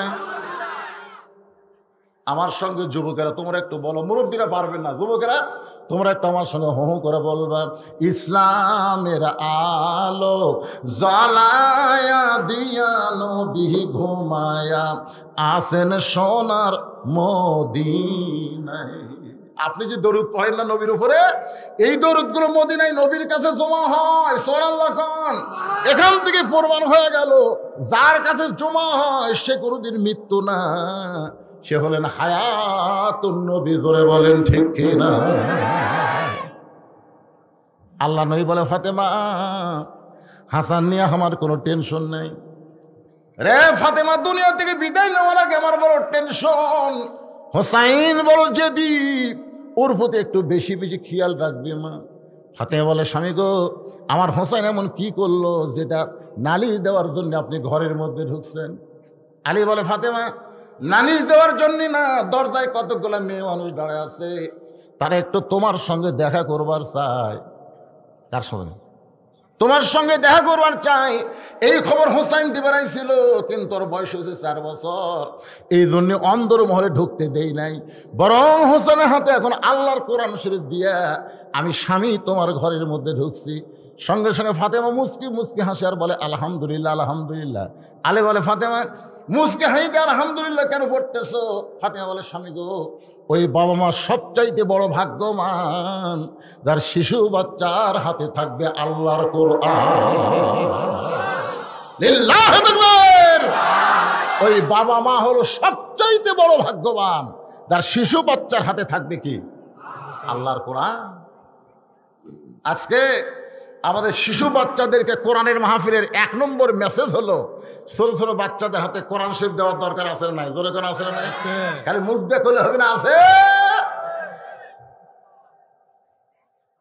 মার্কা আছে, কোন সে মার্কা? আল কোরআন। জোরে কোন মার্কা আছে, কোন সে মার্কা? আরো জোরে জোরসে বলুন। শিক্ষা আছে, কোন সে শিক্ষা? একমাত্র শিক্ষা, যে শিক্ষা ধরবার গেলে ঠেলা আছে। কখনোই তোমরা ধরতে পারবা না, স্পর্শ করতে পারবা না যতক্ষণ তোমরা পবিত্র না হওয়া। যেটা ধরবার গেলে পবিত্র হওয়া লাগে, তাহলে আপনার মাসুম বাচ্চাকে এই কোরআনে শিক্ষা দিলে ও আর কোনোদিন অপবিত্র হবে না। জোরে ঠিক না? কারণ ছোট থেকে যা শিখবে ওই শিক্ষার উপরে নৈতিকতা গড়ে উঠবে। ফাতেমা মুচকে মুচকে হাসে আর আল্লাহর শুকর আদায় করে। ওই বাবা মা হলো সবচাইতে বড় ভাগ্যবান, যার ছোট বাচ্চার হাতে থাকবে আল্লাহর কোরআন। আলী বলে, ফাতেমা তাহলে ওই মেয়েদেরকে দরজা খুলে দিব, ওই মেয়েরা তোমার সঙ্গে দেখা করতে চায়, দরজার দাঁড়িয়ে আছে, আমি কি তাদের জন্য দরজা খুলে দিব? ফাতেমা মুচকে মুচকে হাসে আর বলে, আপনি এত বড় জ্ঞানী, আপনি এত বড় জ্ঞানী হয়ে এই কথাটা কেমনে বললেন? আলী বলে, ফাতেমা মেয়েরা তোমার সঙ্গে দেখা করবে আর দরজা খুলে দেওয়ার মধ্যে আপত্তি কোথায়? ফাতেমা বলে, স্বামী গো, মেয়েরা আমার সঙ্গে দেখা করবে, আমার কোনো আপত্তি নাই, কিন্তু আপনাকে কষ্ট করে পর্দার ব্যবস্থা করা লাগবে। কারণ পর্দার ব্যবস্থা করা হলো কার দায়িত্ব? কথা কয় না, কার দায়িত্ব? বইয়ের দায়িত্ব কিন্তু না। আমরা মেয়েদের পর্দা নাই, মেয়েদের পর্দা নাই, মেয়েদের পর্দা নাই মরদের জন্য। জোরে কথা কর না কেন? কতগুলা মরদ আছে বেপর্দা মেয়ে দেখলি, হারে এটা কার বউ রে, এটা কার মেয়ে রে? আল্লাহ বলেছে, কুল্লিল মুমিনিনা ইয়াগুদ্দু মিন আবসারিহিম। হে মুমিন, হে মুমিন পুরুষ মানুষ, তোমার নজর কোনো মেয়ের দিকে যাবে না, বইয়ের দিকে যাবে না, তোমার নজর থাকবে নিচের দিকে। জোরে কোন কথা ঠিক কিনা? একটা মেয়ে মানুষ আপনি খপ করে দেখলেন, দেখবার সামনে হঠাৎ দেখি নিচের দিকে নজর করলেন আর একবারও তাকালেন না। 3-4টা পুরুষ মানুষ মেয়ের দিকে তাকাই, মেয়ে বাড়ির যা বলবে আর বাড়াবো না রে। আর এক মেয়ে বলবে, কি হয়েছে? আমার ঢপ নাই। বলে, কেমনে বুঝি? একবার দেখে আর দেখলো না রে, একবার দেখে আর দেখলো না, খামাখা সাজা গুজে রাস্তার যা লাভ কি? আমরা মরদ যদি নজর কন্ট্রোল করতে পারি, একটা বেপর্দা নারী রাস্তা থাকবে না। ধরে কথা ঠিক কিনা? কিন্তু আমরা যে কুত্তের মতন দেখি, পড়ে না চোখের পলক কি তোমার রূপের ঝলক, দোহায় লাগে আসল দিয়া মুখটা ঢাকো।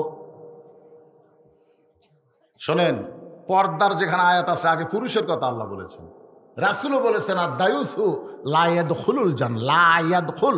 এখানে বড় আলেম বসে আছে, শুনে নেন ভাই। আফসোস করে বলতে স্যার 1 মাস পরে আমি রিটায়ার করবো। আলহামদুলিল্লাহ কম। আমি বললাম, ভাইরে রিটায়ার করার পরে খবর কি? 40 লাখের মতন আসি হুজুর। সুবহানাল্লাহ কম। আর আমরা বক্তারা রিটায়ার করলে, হ্যাঁ আসলেই তাই ভাই। আমারও এরকম একটা চাকরি আসছিল, কিন্তু আমি ওয়াজের ঠেলার চাকরি বাদ দিছি। এখন বুঝতেছি, আমি তখন জানি না যে এটা শেষ পর্যন্ত এরকম দামি হবে। তখন বেতন ঠিক মতো আসলো না, এই বেকার খাটা কি হবে রে। এখন আল্লাহর পক্ষ থেকে ভাইকে বলবো, আল্লাহ আপনাকে শান্তি দিবে, রিটায়ার হবে। রিটায়ার হওয়া শান্তির কিছু না, মনে আফসোস করবেন না। আল্লাহ পাক আপনারে বুঝাই দিল, চাকরি থেকে রিটায়ার হওয়া মানে সংসার থেকেও তোকে রিটায়ার হওয়া লাগবে। দুনিয়া থেকে রিটায়ার হয়ে পরজগতের পথে পা খুব জোরে জোরে বাড়াতে হবে। জোরে কারো কথা ঠিক না? কি বেজার হচ্ছেন বাজান? একটু খেয়াল করে শুনবেন। আর দায়ুস লা ইয়াদখুলুল জান্নাহ, দায়ুস কখনো জান্নাতে প্রবেশ করবে না। সাহাবীরা বললেন, ইয়া রাসূলুল্লাহ, দায়ুস কোন নারী? আল্লাহ নবী বললেন, দায়ুস কোনো নারী না, দায়ুস হলো ওই সকল পুরুষ মানুষ যাদের অধীনে নারীরা পর্দা করে না। এখন বলেন তো, পর্দা করার দায়িত্ব কার? ব্যবস্থা করার দায়িত্ব কার? পুরুষ। স্বামীর পুরুষের। হ্যাঁ পুরুষের, পুরুষগুলো হবে। ছোটটা পুরুষ, ছোটটা হচ্ছে নাবালক। আপনারা নাবালক, বালেক, পুরুষ এগুলো বোঝেন না আপনারা? ছোট একটা বাচ্চাকে এটা পুরুষ রে, আরে পুরুষ হয় নাবালেকই, বালেকই হয়নি। বাল্য বিয়া বন্ধ করো। বাল্য বিয়া মানে কি? তার মানে বিয়া করারই বয়স হয় নাই। একটু মনোযোগ দিয়ে শুনবেন। হঠাৎ হয়তো সিলভার মাইন্ড, মুখের একটু ভাষা কম বেশি হতে পারে, এটাকে ভুল আপনারা মনে করবেন না ভাইজান। পর্দা করার দায়িত্ব হলো স্বামীর, ব্যবস্থা করার দায়িত্ব কার? স্বামীর। ঠিক আছে, আপনারা স্বামী হিসাবে গ্রহণ করেন। ফখরুদ্দিন সরকারের সময় একটা আমাদের দুঃসেজা বিরিদের কাছে র্যাবের ক্যাম্প, কিশোর ক্যাম্প, র্যাবের ক্যাম্প। এখন এক যুবক তার যুবতী বউকে নিয়ে হুন্ডার উপর তুলছে, এত জোরে মোটরসাইকেল চালাইতেছে যে বাতাসের তার নয় অন্য গলাত গেছে, বুকের উপর আর নাই। তো র্যাবের আর্মির মেজর থামাই বলতেছে, এটা কে রে? আমার বউ স্যার। তো তোর বউ হুন্ডার উপরে, বউয়ের গায়ে বোরকা নাই কেন? তখন বলে, স্যার আপনারা যে জায়গা ক্যাম্প করছেন আমি কি জানি?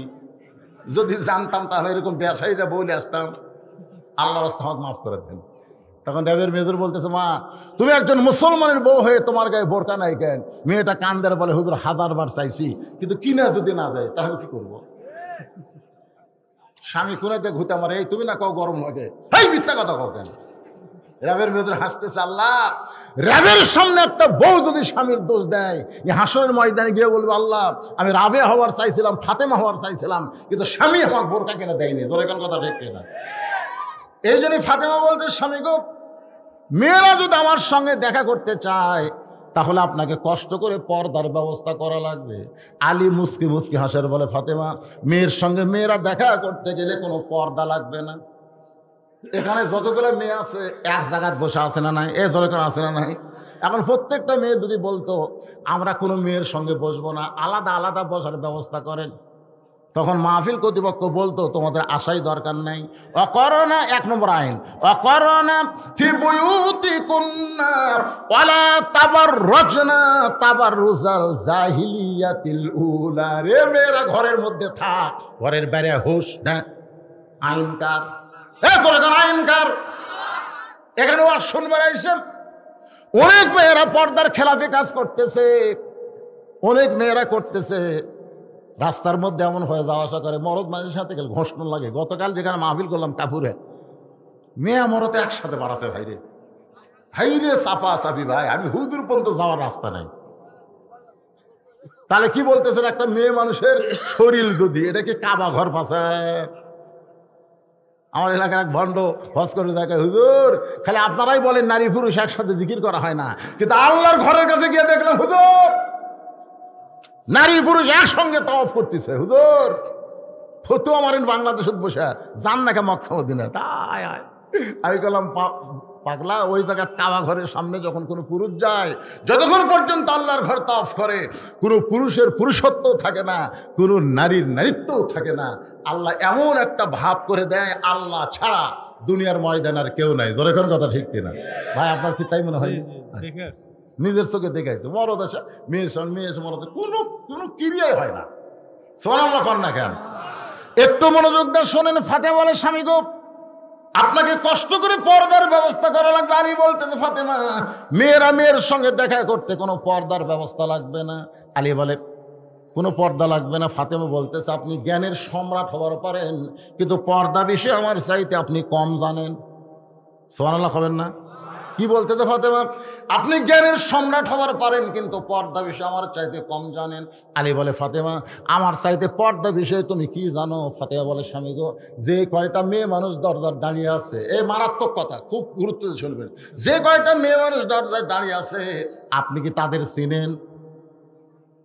যে কয়টা মেয়ে মানুষ দরজার দাঁড়িয়ে আছে আপনি কি তাদের চিনেন? যদি আলী বলে চিনি, এটা কিন্তু মারিফতের প্রশ্ন। আমার বউকে শুধু বলছি আমার চাওয়াতো ভাইয়ের বউটা খুব সুন্দরী রে। যেই কইছি আমার বউ বলতেছে আপনি আলেম না লুচ্ছা। আমি বললাম কেন? বলে আপনার চাওয়াতো ভাইয়ের বউ সুন্দরী, এইটা আপনি আলেম হয়ে কেমনে দেখলেন?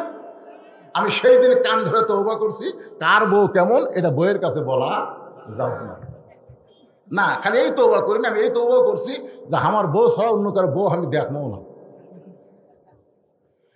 ফাতেমা বলতেছে, দরজায় যে কয়টা মেয়ে দাঁড়িয়ে আছে আপনি কি তাদের চিনেন?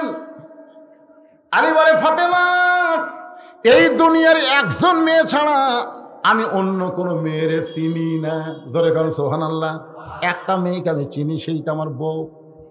আমার বউ ছাড়া দুনিয়ার কোনো মেয়ের দিকে আমি একবারও তাকাইনি। ফাতেমা বলে, স্বামী গো, যে কয়টা মেয়ে দরজায় দাঁড়িয়ে আছে তাদের মধ্যে একটা যদি বেপর্দা মেয়ে থাকে, যে কয়টা মেয়ে আমার সঙ্গে দেখা করবার চাই তাদের মধ্যে একজন যদি বেপর্দা নারী থাকে, বেপর্দা নারী যারা শয়তানের যানবাহন তারা। আমি যেই বলবো বেপর্দা নারী যারা, আপনারা বলবেন মাইকের সাউন্ড হঠাৎ এরকম খারাপ হলো কেন? ভালোই তো হচ্ছিল, সবাই আমার সঙ্গে বলবেন। আমি যেই বলবো বেপর্দা নারী যারা, আপনারা কি বলবেন? শয়তানের যানবাহন বাড়ে। আপনারা বলেন তো, জান্নাতে শয়তান কখন ঢুকছে? এই শোনেন, জান্নাতের মধ্যে যে হাওয়া শয়তান প্রলোভন দিল, এটা কখন? যখন হাওয়া বেপর্দা হয়ে গন্ধম গাছের দিকে তাকাছে। যার কাছে যাওয়াই নিষেধ, সেটা দেখার কি দরকার? এই কারণে শয়তান চান্স পাইল। আমার সঙ্গে সবাইকে বলতে হবে, বেপর্দা নারী যারা শয়তানের যানবাহন তারা।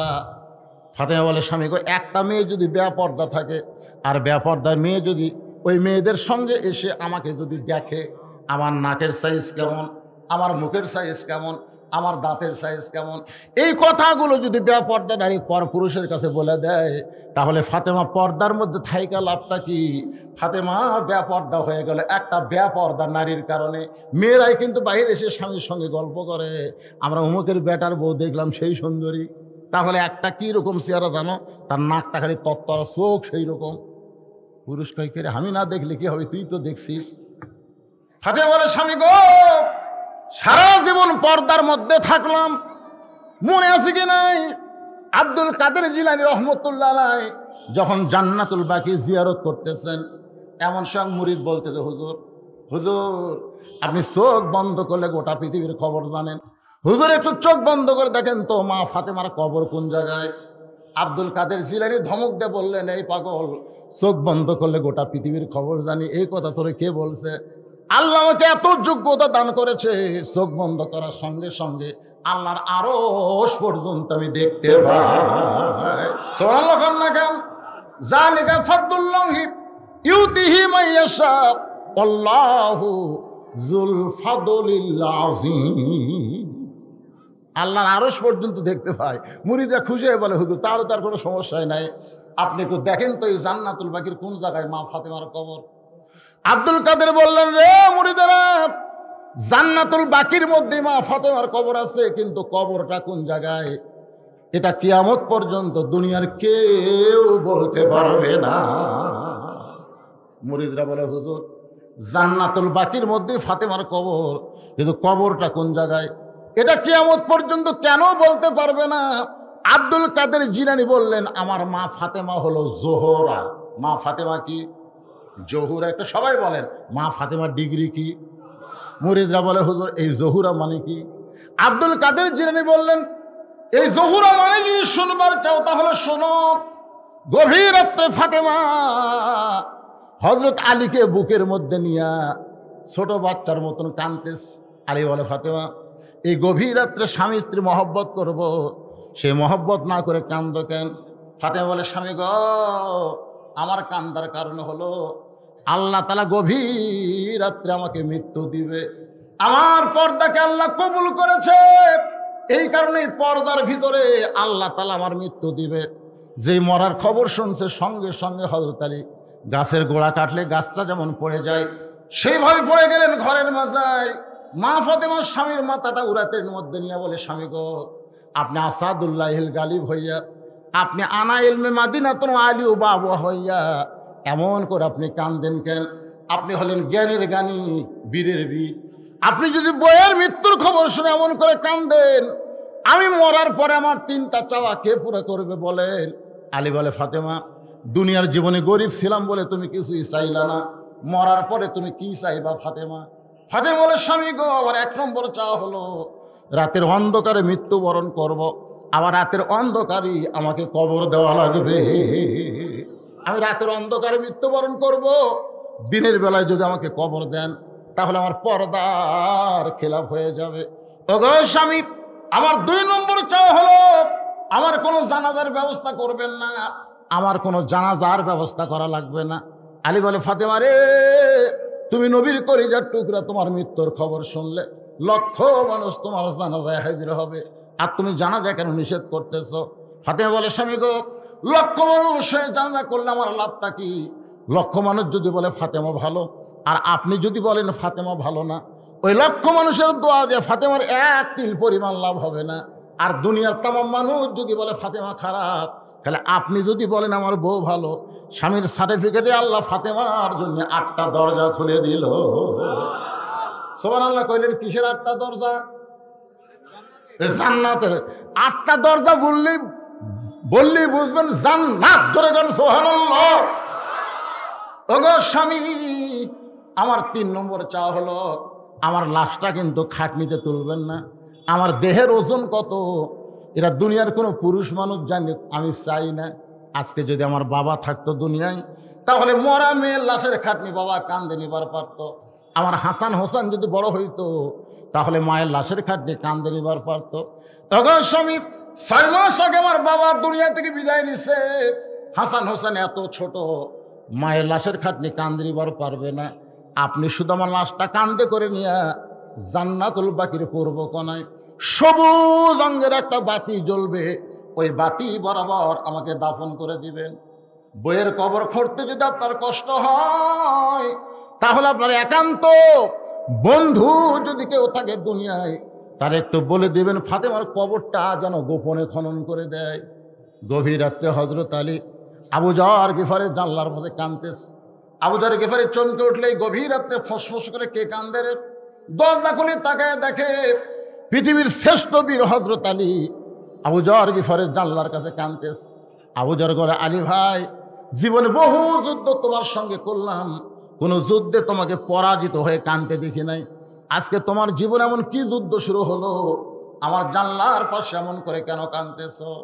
আলী বলতেছে, আবু যর, একজন পর্দানিশী দুনিয়া থেকে বিদায় নিবে, এ রাতের অন্ধকারে তাকে দাফন করা লাগবে। যারা আবু যর, জান্নাতুল বাকির পূর্ব কোণে একটা কবর কর। আবু যর গিফারি, আলী রে, কে মরবে গভীর রাত্রে সেই পর্দানিশীর নাম কি তোমার মুখস্থ নাই? আলী বলতেছে, আবু যর, 6 মাস আগে আমার হাসান হোসেন নানা হারাইছে, আজকে 6 মাস পরে গভীর রাত্রে তাদের মা বিদায় নিয়ে আমার 2টা সন্তানকে ছেড়ে চলে যাবে। আবু যর গিফারি বলে, আলী, দোয়া করো আল্লাহর কাছে এই মুহূর্তে ফাতেমার মৃত্যু যেন না হয়। আলী বলতেছে, আবু যর, খামাকা চিন্তা করে কোনো লাভ নাই, যা যা একটা কবর কর, কারণ ফাতেমার দোয়া কবুল করছে কে? এখানে নতুন করে দোয়া দিয়ে আটকানো যাবে না, যা একটা কবর কর। আবু যর গিফারি কোদাল নিয়ে জান্নাতুল বাকির পূর্ব কোণায় সবুজ রঙের একটা বাতি জ্বলতেছে, যেই বাতির কোনো তার নেই, যেই বাতির কোনো সুইচ নাই, বিনা তারে বিনা সুইচে আমার আল্লাহ তাআলা অটোমেটিক জ্বলায়া দিছে। লিল্লাহে তাকবীর। তাহলে চিন্তা করেন, এই দরজা নাই, কবরে কোনো আলো বাতাস ঢোকার ব্যবস্থা নাই, কিন্তু ইমানের নূর নিয়ে যদি কবরে আপনি যাইতে পারেন, আপনার ইমানের নূরটাই আপনার কবরে আলো দিবে। জোরে কোন কথা ঠিক কিনা? আর আমল পুরুষের জন্য 1 নম্বর কি? মনে ভুলে গেছেন। আপনি জানেন কবরে যাওয়ার পরে প্রথম প্রশ্নই হবে মান রব্বুকা। প্রথম প্রশ্ন কি? মান রব্বুকা প্রশ্ন হবে। আপনাকে ওটা লাগবে না, উত্তর দেওয়ার জন্য আপনাকে কিছুই করা লাগবে না। আপনি সারা জীবন যে নামাজ পড়ছেন, ওই নামাজে আপনার পক্ষে দাঁড়িয়ে বলবে, এই মুনকির নাকির, কাকে রব সম্পর্কে প্রশ্ন করতেছিস? কাকে? একটা আরামের ঘুম দিছে, ডিস্টার্ব করিস। মুনকির নাকির বলতে, তুমি খেয়ে বলে আমি ওর নামাজ। তুমি জানো মুনকির নাকির সারা জীবনে কয় ওয়াক্ত নামাজ পড়ছে? 10 বছর থেকে 70 বছর পর্যন্ত 5 ওয়াক্ত নামাজ পড়ছে। হিসাব করতে কয় ওয়াক্ত হয়? মুনকির নাকির আমার কাছে তো ক্যালকুলেটার, এই ক্যালকুলেটার নাই তো মান রব্বুকা প্রশ্ন করিস। মসজিদে ঢুকেই এই লোকটা আলহামদুলিল্লাহ রাব্বিল আলামিন বলে হাত বাড়ছে, সূরা ফাতিহা শুরু করছে, রুকুত গিয়ে সূরা রাব্বিল আযীম, সেজদায় গিয়ে সূরা রাব্বিল আলা। বল সারা জীবনে কতবার রব রব করছে? সেই রব রব স্বীকার করে কে বলে সে কবরে একটা আরামের ঘুম দিছে, আবার প্রশ্ন করিস মান রব্বুকা।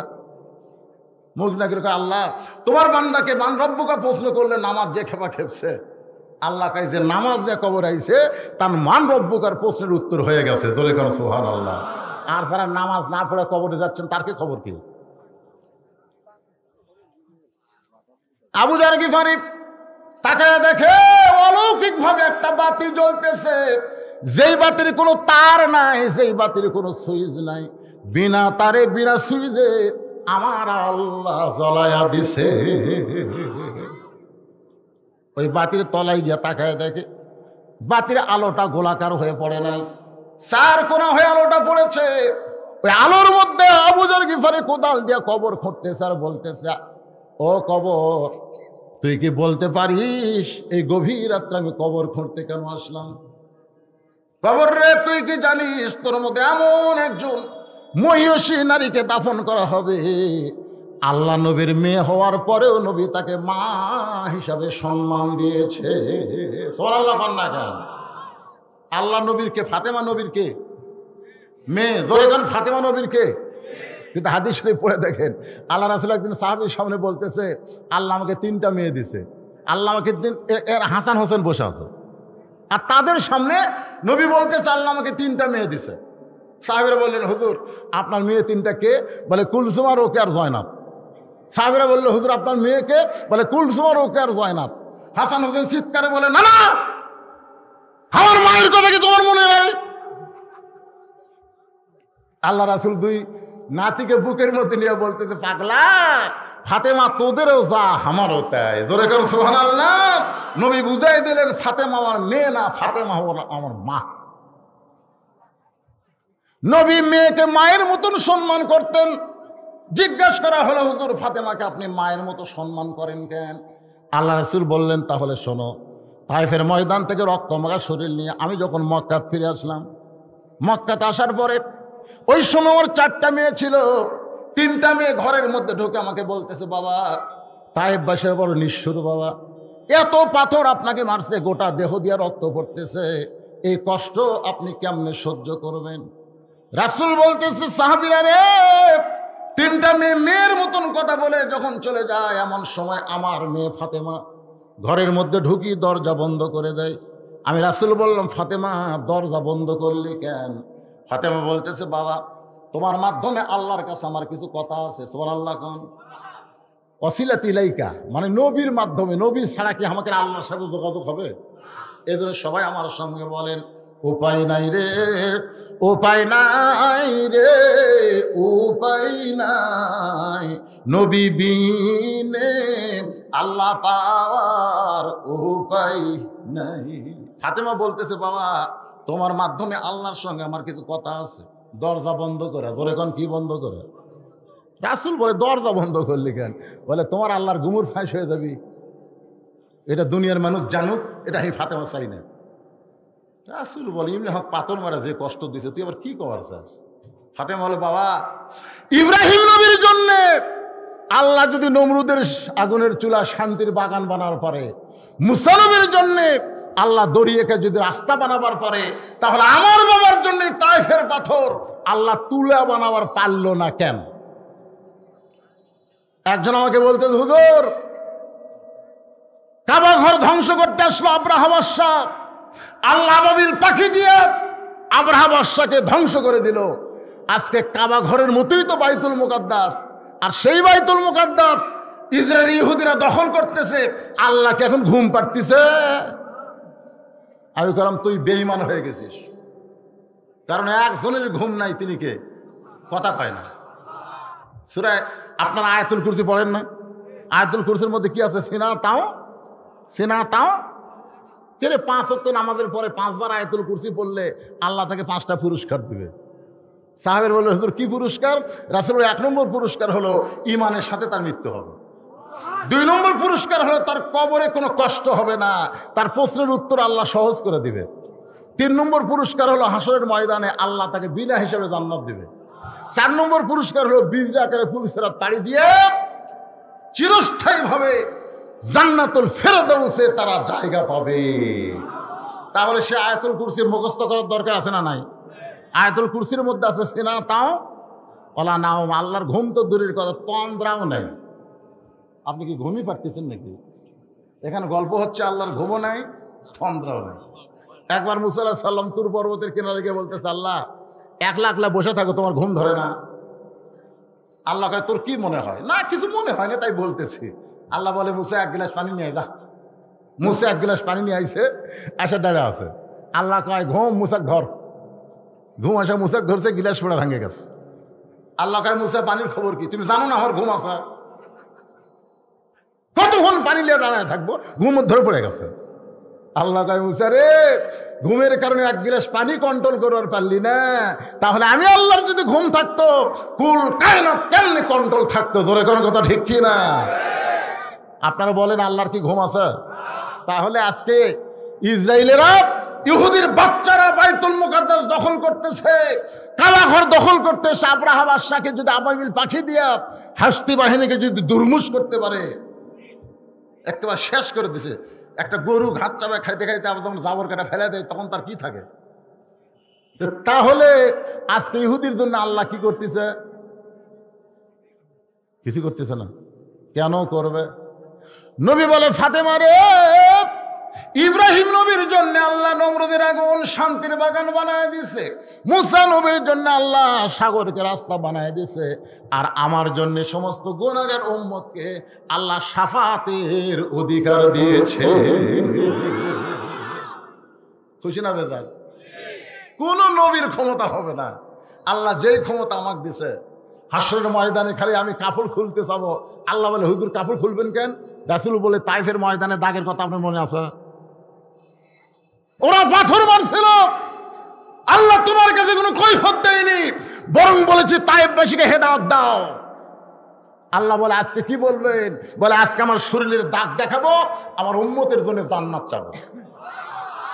দেখছেন কি ক্ষমতা আল্লাহ নবীরে দিবে হাসরের ময়দানে? কোন নবী পারবে না, নফসি নফসি করে কানবে। আর আমাদের নবীকে আল্লাহ বলবেন, ইয়া রাব্বি হাবলি উম্মতি বলে, যাকে যাকে পছন্দ হয় তাকে নিয়ে আপনি জান্নাতে চলে যান। এই জন্য গানের মধ্যে কি বলে? গানের মধ্যে আছে না নাই? আসেন আমার মুক্তার, বলেন আসেন আমার মুক্তার, আসেন আমার ব্যারিস্টার, সেই বিচারের হাইকোর্টেতে তিনি আমায় করবেন পার, আমি পাপী রাসূল জাবিনদার। আল্লাহ যখন হাকিম হয়ে আমাদেরকে আসামি বানায় বিচার শুরু করবেন, ওই সময় আমাদের নবী উকিল হয়ে, ব্যারিস্টার হয়ে আমাদেরকে জামিন করে জান্নাতে নিয়ে যাবে। রাসূল বলে, ফাতেমা তুই কি বলবার চাস? ফাতেমা বলে, কিছুই বলবার চাই না। এই কথা বলে ফাতেমা ঘর থেকে বাইরে গেল।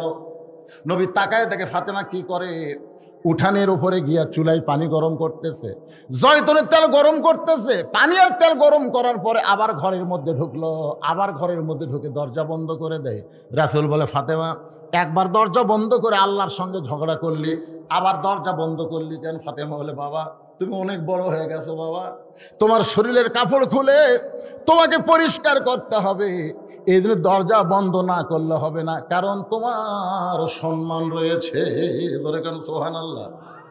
রাসূল চমকে উঠলো। মা যেমন ছোট বাচ্চারে গোসল করায়, ফাতেমা নবীর গায়ের জুব্বা খুলে যত জায়গায় তায়েফবাসী পাথর মারছে, যত জায়গায় কেটে কেটে রক্ত বের হয়েছে, ওই গরম পানির মধ্যে নরম কাপড় চুবড়ায়া চুবড়ায়া নবীর গায়ের সমস্ত ঘাগুলো পরিষ্কার করে ওই নরম হাতের মধ্যে জয়তুনের তেল নিয়ে যখন ক্ষতস্থানে লাগায় দেয়, রাসূল বলে, সাহাবীরা রে, ফাতেমার কোলকে বালিশ বানায় কখন যেন ঘুমায় গেছি। ওই ঘুমের ঘরে স্বপ্নে দেখি আমার মা আমেনা আমার শিয়রের পাশে দাঁড়ায় আছে। আমি স্বপ্নকে বাস্তব মনে করে বললাম, মা, মা গো, এত বছর পরে যখন দেখতে আইছেন মা, আমি কিন্তু আপনাকে আর ছাড়বো না। আমার ঘুমকে স্বপ্নকে বাস্তব মনে করে মা আমেনার হাতটা খপ করে চাইবা ধরলাম। এমন সময় থেকে ফাতেমা আমার কপালে চুমা খাইছে। ফাতেমার চোখের পানি আমার চোখের মধ্যে ঢুকে গেল। আমি ঘুম থেকে চেতন পেয়ে বললাম, মা খালি কান্দিস, কি কারণে কাঁদতেছিস? ফাতেমা বলে, বাবা আপনি মনে হয় স্বপ্ন দেখছেন। বাবা আপনি স্বপ্নে মা বলে আমার হাতটা ধরছেন, এই যে দেখেন এখনো পর্যন্ত আমার হাতটা আপনি ধরে আছেন। রাসূল হিসকি দিয়ে বললেন, ফাতেমা মা বলে যদি তোর হাতটা চাইবা ধরি মা, তাহলে শুনে নে, তুই শুধু ফাতেমা না, তোর অন্তরে বসত করে আমার মা আমিনা। আবু যার গিফারি বলে, কবর রে খবরদার বেয়াদবি করবি না। তুই কি জানিস না কবর তোর মধ্যে এমন একজন মহিষী মাকে রাখা হবে যার 2টা সন্তান জান্নাতি যুবকদের সর্দার হবে। আপনারা বলেন তো জান্নাতি যুবকদের সর্দারের নাম কি? এখনকার ছেলেরা বলেন না কেন মেসি আর নেইমার? এই ছেলেরা কো মেসি নেইমার। আপনারা জানেন, এই যুবকেরা তোমরা জানো এইবার মেসি ইসরায়েলি ইহুদিকে কত টাকা দিয়েছে তোমরা জানো? জানো? রাত জেগে যারা খেলা দেখো, বাংলাদেশের টাকায় 10,000 কোটির বেশি টাকা ফিলিস্তিনে না দিয়ে দিয়েছে ইসরায়েল। হাই রে, কার খেলা দেখো? কার জার্সি গাও দাও, কার পতাকা তোমাদের ঘরে টাঙ্গাও। জান্নাতি যুবকদের সর্দার হলো হাসান আর হোসাইন। ধরে কান সুবহানাল্লাহ। আচ্ছা, যুবকদের সর্দার যদি হাসান হোসাইন হয়, তাহলে বুড়াকের সর্দারকে? এই যে এই দিকটা কে দেন একটা ধরে কত কি কইলা? মাশাআল্লাহ। তার মানে বোঝা গেল জান্নাতে কোনো বুড়াই থাকবি না। তার মানে সমস্ত জান্নাতের সর্দারের নাম কি? কথা কয় না। আপনার এই খুদ্বার মধ্যে শোনেননি? ইমাম সাহেবকে আপন করে এত বছর মিথ্যা শোনাচ্ছে। সাইদুস শাবাবি আহলেল জান্নাহ হাসান হোসাইন রাদিয়াল্লাহু তাআলা আনহুমা। তাহলে জান্নাতি যুবকদের সর্দারের নাম কি? আরো জোরে জোরসে বলেন সুবহানাল্লাহ। সে হাসান হোসেনের মাকে তুমি কবরের মধ্যে রাখা হবে। খবরদার খবরদার বেয়াদবি করো না। আবার কোদাল দিয়ে কবর খুঁড়তে খুঁড়তে আবু যার গিফারি হলো, কবর রে খবরদার বেয়াদবি করবি না। তোর মধ্যে এমন একজন বিবিকে রাখা হবে যার স্বামী হলো আসাদুল্লাহিল গালিব। এই কথা বলে আবার যখন কোদাল মারতে, এমন সময় কবরের মধ্য থেকে আওয়াজ আসতেছে, আবু যার এটা কিন্তু ফাতেমার জন্য বলতেছে না। আমি বহু মাহফিলে বলেছি ভাইজান, এক ভণ্ড আমারে কয়েছে, হুজুর ফাতেমার জন্য কবর না, ফাতেমার জন্য নয়, এটা আমাদের সকলের জন্য বলতেছে। আমার যারা কবরত যাব, আমরা কি যাবো কি যাব না? সবার জন্য বলতেছে কবর রে। আবু যার শুনে নে, কবর কার মা, কার মেয়ে, কার বিবি, এইটা কবর দেখবে না। কবর দেখবে যারা আমল ভালো নেক আমল করে দুনিয়া থেকে যারা কবরে আসবে, আল্লাহ তাদের কবরকে জান্নাতের ঘর বানায় দিবে। আর যদি বেনামাজি হইয়া, ইমাম মালিক রহমতুল্লাহ আলাইহি বলেন, চিহ্নিত বেনামাজি যদি মারা যায়, চিহ্নিত বেনামাজি, তাহলে কোনো নামাজি ব্যক্তি তার জানাজা করলে 1 হুকবা পরিমাণ পাপ হবে। 1 হুকবা। ছাত্র বলল, হুজুর 1 হুকবা মানে কি? ইমাম মালিক বললেন উহুদ পাহাড় সমান। তাহলে বেনামাজির জানাজাত যাওয়া সওয়াব না পাপ? বয়কট করবেন? বয়কট করবেন। কোন নামাজি ব্যক্তি বেনামাজির জানাজাত যাওয়া পাপ। আপনি জানেন, মান তারাকা সালাতু মুতাম্মিদান ফাকাত কাফারা, ইচ্ছা করে 1 ওয়াক্ত নামাজ বাদ দিল, সে আল্লাহর সঙ্গে কুফরি করলো। তাহলে সারা জীবন নামাজ পড়েনি, তাহলে কি হলো? ইমাম মালিকের ছাত্র বলল, হুজুর তাহলে আমরা কি করব? ইমাম মালিক বললেন, রাস্তার যদি কোন কুত্তা মরে তোমরা কি করবা? কুত্তা যদি মরে তোমরা কি করবা? কুত্তারে গোসল করে দিবা? কুত্তারে তোমরা সুন্দর কাপড় পরাই দিবা? কুত্তার জন্য একটা সুন্দর কবর খুলবা? বলে না। কি করবা? বলে কুত্তার পায়ে দড়ি লাগায় টাঙা লিয়ে যায়, কুত্তার পচা গন্ধ যেন না বার হয়, গন্ধ থেকে বাঁচার জন্য একটা গর্ত করে পুঁতে রাখবো। ইমাম মালিক বললেন, খালি একটা বেনামাজিকে এইভাবে পুঁতে রাখো, আর বাংলাদেশে নামাজের ওয়াজ করা লাগবে না, এমনি মানুষ নামাজে হবে। জোরে কথা কর না গায়, তুই আমি করে সারা জীবন নামাজ পড়ো বাবা, নামাজ পড়ো বাবা। একটু মনোযোগ দিয়ে শুনবেন। এমন কথা কবর থেকে উচ্চারণ হয়েছে, আবু যর গিফারীর হাতের মধ্যে আর কোনো বল নাই, দেহের মধ্যে কোনো বল নাই, কোদাল ফাইলা দিয়ে পাগলের মতন দৌড় মারছে। নির্দিষ্ট সময়ে হযরত আলী ফাতেমার দেহখানা কান্দে নেওয়ার জন্য, খাটনিতে নেওয়ার জন্য না, কান্দে নেওয়ার জন্য। ধরে কারণ কোথায় নেওয়ার জন্য? কারণ খাটনিতে তুললে 4 জন কান্দে নিবে। আমার মায়ের খাটনি কয়েকদিন আগে আমরা কবরে নামালাম। আল্লাহ তাআলা আমার মাকে 4টা সন্তান দিয়েছে। আমরা 4 ভাই, পৃথিবীর কোনো মানুষ লাগে নাই। আমরা 4টা ভাই মায়ের লাশ কান্দে করে কবরে নিয়ে গেলাম। সুবহানাল্লাহ না কেন? 4টা যদি ছেলে না থাকে, 4টা যদি ছেলে না থাকে, এখন মেয়ে মানুষের লাশ কারা কারা কান্দে নিবে?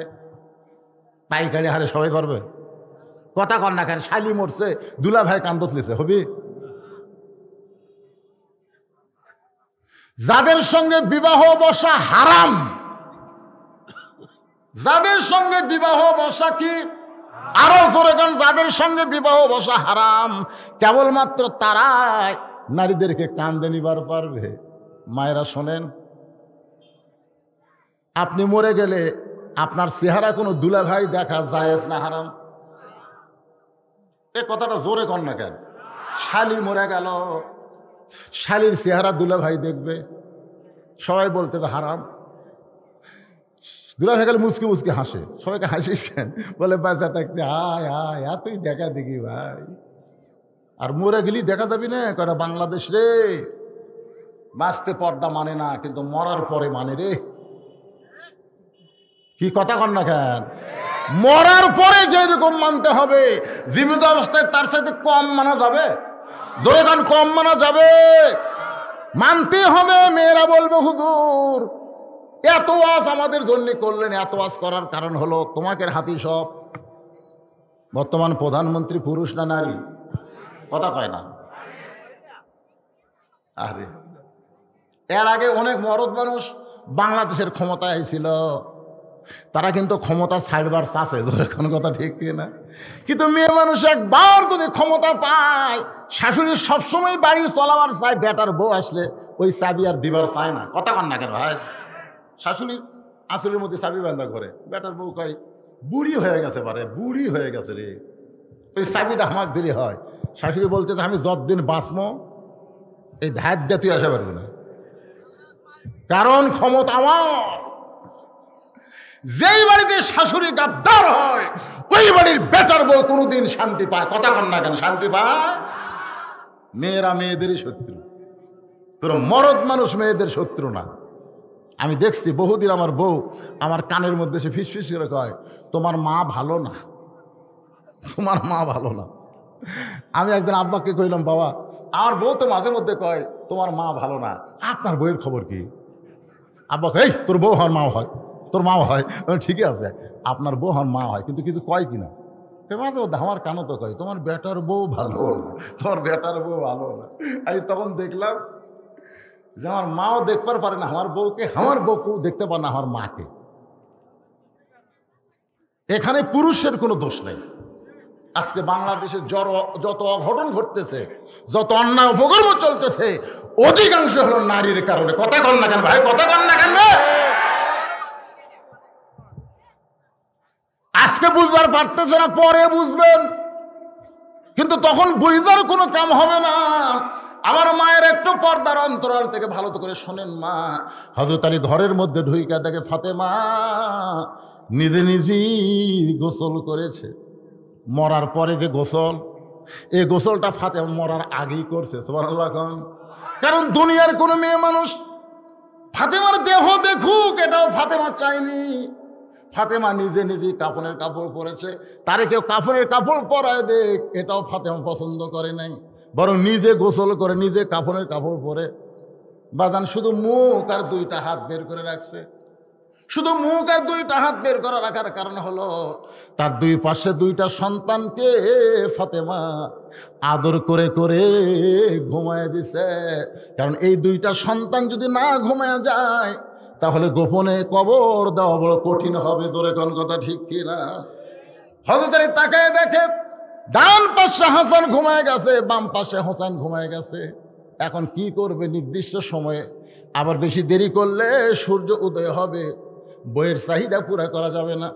এই জন্য হযরত আলী হাসানের বুক থেকে ডান হাতখানা টান দিয়া, হাসানের বুক থেকে বাম হাতখানা টান দিয়া এই দুইটা হাত কাপড়ের মধ্যে ঢুকাই দিয়া কাপড়ের কাপড় মাথায় বাঁধে আলী কান্দে করে জান্নাতুল বাকির পূর্ব কোনায় আবু জর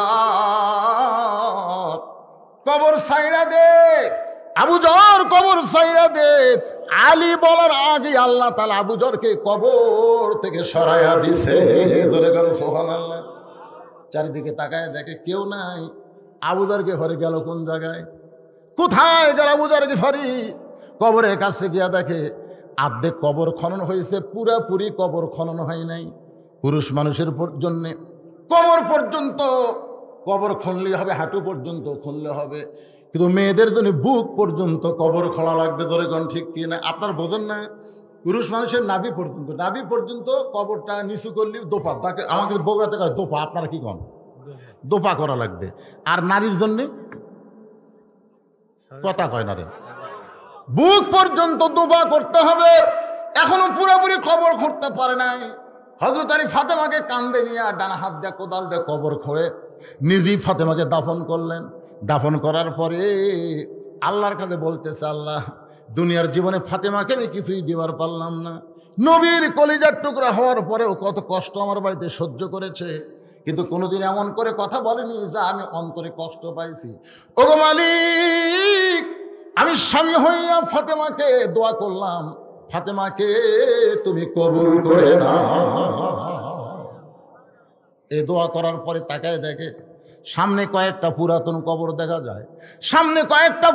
কবর দেখা যায়, এইমাত্র হযরত আলীকে দাফন করলাম, ফাতেমাকে দাফন করলাম, সেই কবর গেল কোন জায়গায়? হয়তো আলী গোটা জান্নাতুল বাকি দৌড়ে আর বলে ফাতেমার কবর, ফাতেমার কবর। কে যেন রাখতে বলে, আলী রে ফাতেমা পর্দা নিশি, আমি আল্লাহ জোহরা ডিগ্রি দিয়া ফাতেমার কবরটাকে কিয়ামত পর্যন্ত পর্দা করে দিয়েছি। লিল্লাহে তাকবীর। আমার মায়েরা শুনে নেন, জোহরা শব্দের অর্থ হলো, আপনারা মণিমুক্তা চেনেন? মণিমুক্তা চেনেন? নাম শুনছেন? আসলে মণিমুক্তাটা প্রকাশ্যে থাকে না গোপনে থাকে? মৃগনাভি বোঝেন? মৃগনাভি, হরিণের নাভির ভিতর থেকে একটা আতর পাওয়া যায় যাকে বলা হয় মৃগনাভি। আপনারা বলেন তো সেটা প্রকাশ্যে থাকে না গোপনে থাকে? আজকে যদি আপনাদের এই ধনুটে মাইকিং করা হয় যে ধনুট কলেজ ময়দানে একটা ছাগলের প্রদর্শনী হবে, কারা কারা ছাগল দেখবে তারা ধনুটের কলেজে যায়। আপনারা বলেন যে ছাগল দেখার জন্য কেউ ধনুটে যাবে? রাস্তাঘাটে কত ছাগল বকরি ভ্যা ভ্যা করতেছে, ওকে দেখার জন্য ধনুট যাওয়া লাগবে?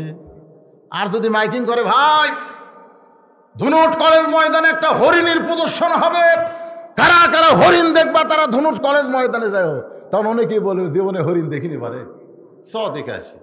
আপনারা বলেন তো আকর্ষণ কিসের কারণে হলো? পর্দার কারণে। কারণ হরিণকে দেখা যায় না, এই জন্য দেখার জন্য মানুষের আকর্ষণ বেড়ে গেছে। আর ছাগলকে যেখানে যেখানে দেখা যায় এই জন্য দেখার কোনো আকর্ষণ নাই। আজকে নারীরা যদি হরিণের মতন পর্দার ভিতরে থাকতো তাহলে পুরুষের আকর্ষণ বেড়ে যেত, ডিমান্ড চাইতো না, মোহর না দিয়ে বিয়ে করতো। ধরে কারণ কথা ঠিক কিনা? কিন্তু যেটি সেটি, একটা বোরকা পরছে পর্দা করেনি। আপনারা বলবেন হুজুর বোরকা পড়ছে পর্দা করেন, এটা আবার কেমন কথা? আমি মায়েদের জন্য বলতেছি, মা শোনেন, বোরকা পড়তে হবে। আমরা দেখছি ছোটবেলায়, আমার ছবি হয় দেখছে, আমার নানি যখন বোরকা পরে গেছে, নানি কিন্তু চিকন মানুষ, কিন্তু হেই মোটা। মোটা কেন? বোরকার মধ্যে ব্যাগ, বোরকার মধ্যে পানের ডাবরি, বোরকার মধ্যেই সব বোরকার মধ্যে নিয়ে চিকন মানুষ মোটা হয়ে গেছে। রাস্তার কোনো মরদ মানুষ দেখলে এটা মানুষ না পেতনুরি, এত মোটা। আসলে কি মোটা, কিন্তু ভিতরে মোটা হয়ে গেছে। এখন এমন একটা বোরকা পরছে টাইট ফিটিং, লেস লুস লাগায় এত সুন্দর করছে ভাই, তাকায় দেখে বাইরে থেকে সব যন্ত্রের মাপ বোঝা যায়। আমি আমার মা বোনদেরকে তিরস্কার করার জন্য বলতেছি না, বরং তাদেরকে ফাতেমার চরিত্র গ্রহণ করার জন্য বলতেছি, মা বোরকা পরবেন বোরকার মতন, পুরুষরা দেখলে যেন ভয় করে। আর বোরকার রং হওয়া লাগবে কালো। বোরকার রং কেমন হওয়া লাগবে? কালোর প্রতি মানুষের আকর্ষণ কম না বেশি? কথা কয় না। আকর্ষণ রে আকর্ষণ। আপনারা বলেন তো, আমি কালো মানুষ, আবার কালো পাঞ্জাবি গাওয়ার কারণ কি? না, অনেক মাহফিলে গিয়ে দেখি মেয়েদেরকে প্রজেক্টরের মাধ্যমে, বিজ্ঞাপনের নিচে লিখছে ডিজিটাল পর্দার মাধ্যমে মেয়েদেরকে বক্তা দেখানো হবে। আপনারা বলেন তো, বক্তা মরদ মানুষ না মেয়ে মানুষ? কথা কন না কেন? আপনাকে দেখলে যেমন পাপ হবে, বক্তা দেখলে একই পাপ হবে। কথা কন ভাই, একটু কথা কন রে। এখন বক্তা দেখতেছে, এখন আমি কি করব? প্রত্যেকটা মাহফিল একই কায়দা। চিন্তা করলাম আমাকে তাহলে বিকর্ষণ করা লাগবে, এই জন্য কালোর উপর আর একটা কালো গাও দিয়ে আমি যখন ওয়াজ করি, ভাই ওরা ডিজিটাল পর্দার দিকে তাকায় না। ওয়াজ শোনে ঠিকই, কিন্তু তাকায় না, কারণ কোনো আকর্ষণ থাকে না। মেয়েরা যখন কালো বোরকা পরবে, পুরুষের কোনো আকর্ষণ থাকবে না, বিকর্ষণ কাজ হবে। জোরে কোন কথা ঠিক কিনা? যেন মায়েদের বলতেছে, মা হাবিজাবি রঙের বোরকা না পরে আপনারা কালো বোরকা পরবেন, ঢিলা ঢালা বোরকা পরবেন। আপনাদেরকে আল্লাহ জোহরা ডিগ্রি দিয়া মা ফাতেমার সঙ্গে জান্নাত দেবে। সকলে বলে আমিন। পুরুষের জন্য 1 নম্বর হলো নামাজ, আর নারীদের জন্য 1 নম্বর হলো পর্দা। ওয়া আমিলুস সালিহাত সূরা আসরের 2 নম্বর হলো নেক আমল করা। 3 নম্বর হলো আতাওয়াসাউ বিল হক। 3 নম্বর কি? আতাওয়াসাউ বিল হক। হক কথা বলতে হবে, হকের পথে চলতে হবে। হক কথা বলতে, হকের পথে চলতে যদি কোনো বিপদ আসে, মুসিবত আসে, আল্লাহ কোরআনে বলেছেন, ওয়ালা নাবলুওয়ান্নাকুম বিশাইয়্যিম মিনাল খাউফি ওয়াল জুই ওয়া আমওয়ালি ওয়াল আনফুসি ওয়াস সামারাতি ওয়া বাশশিরিস সাবিরিন। আপনাদের বিরক্ত হওয়া লাগবে না। আমি 9টার সময় টেজে যাচ্ছি, ঠিক কিনা বলেন? 9টার সময় ওয়াজ ধরছি, আছি 8:30। আপনাদের বিরক্ত হওয়া লাগবে না, ওটা লাগবে না, ওটা লাগবে না। আদায় হয়েছে বলে ওয়াজ কি শেষ? আসলে কয়টা বিষয়? 4টার মধ্যে 2টা হয়ে গেল মনে করেন, ঈমান আর নেক আমল। না, ঠিকই আছে। এখানে 1 নম্বর ঈমান, ঈমানটা বলছি। ও আমিলুস সালিহা মানে কি? পুরুষের জন্য কি? নামাজ। আর নারীদের জন্য কি? শেষ। 3 নম্বর হচ্ছে আতাওয়াসাউ বিল হক। এটা শোনা লাগবে ভাইজান। আল্লাহ কোরআনে বলেছেন, কুল জাল হক ওয়া যাহাকাল বাতিল ইন্নাল বাতিলা কানা যাহুকা। এটা শুনতে যদি মাথা লটপট করেন, তাহলে বোঝা যাবে আপনি গোপনে গোপনে বাতিলের সাথে চুক্তি করছেন। মনে মনে গোপনে গোপনে বাতিলের সাথে চুক্তি করে আপনি মুসলমান হয়ে মরবেন, এই আশা আপনাকে কে দিছে? এই মিথ্যা আশ্বাস কে দিল আপনাদেরকে? আল্লাহ বলেছেন, আল্লাহ কোরআনে বলেছেন, লা তামুতুন্না ইল্লা ওয়া আনতুম মুসলিমুন। মুসলমান না হয়ে তোমরা মরো না। আমাদের সকলের সামনে মৃত্যু আছে না নাই? যদি থাকে তাহলে এই 2টা বিষয় একটু মনোযোগ দিয়ে শুনবেন।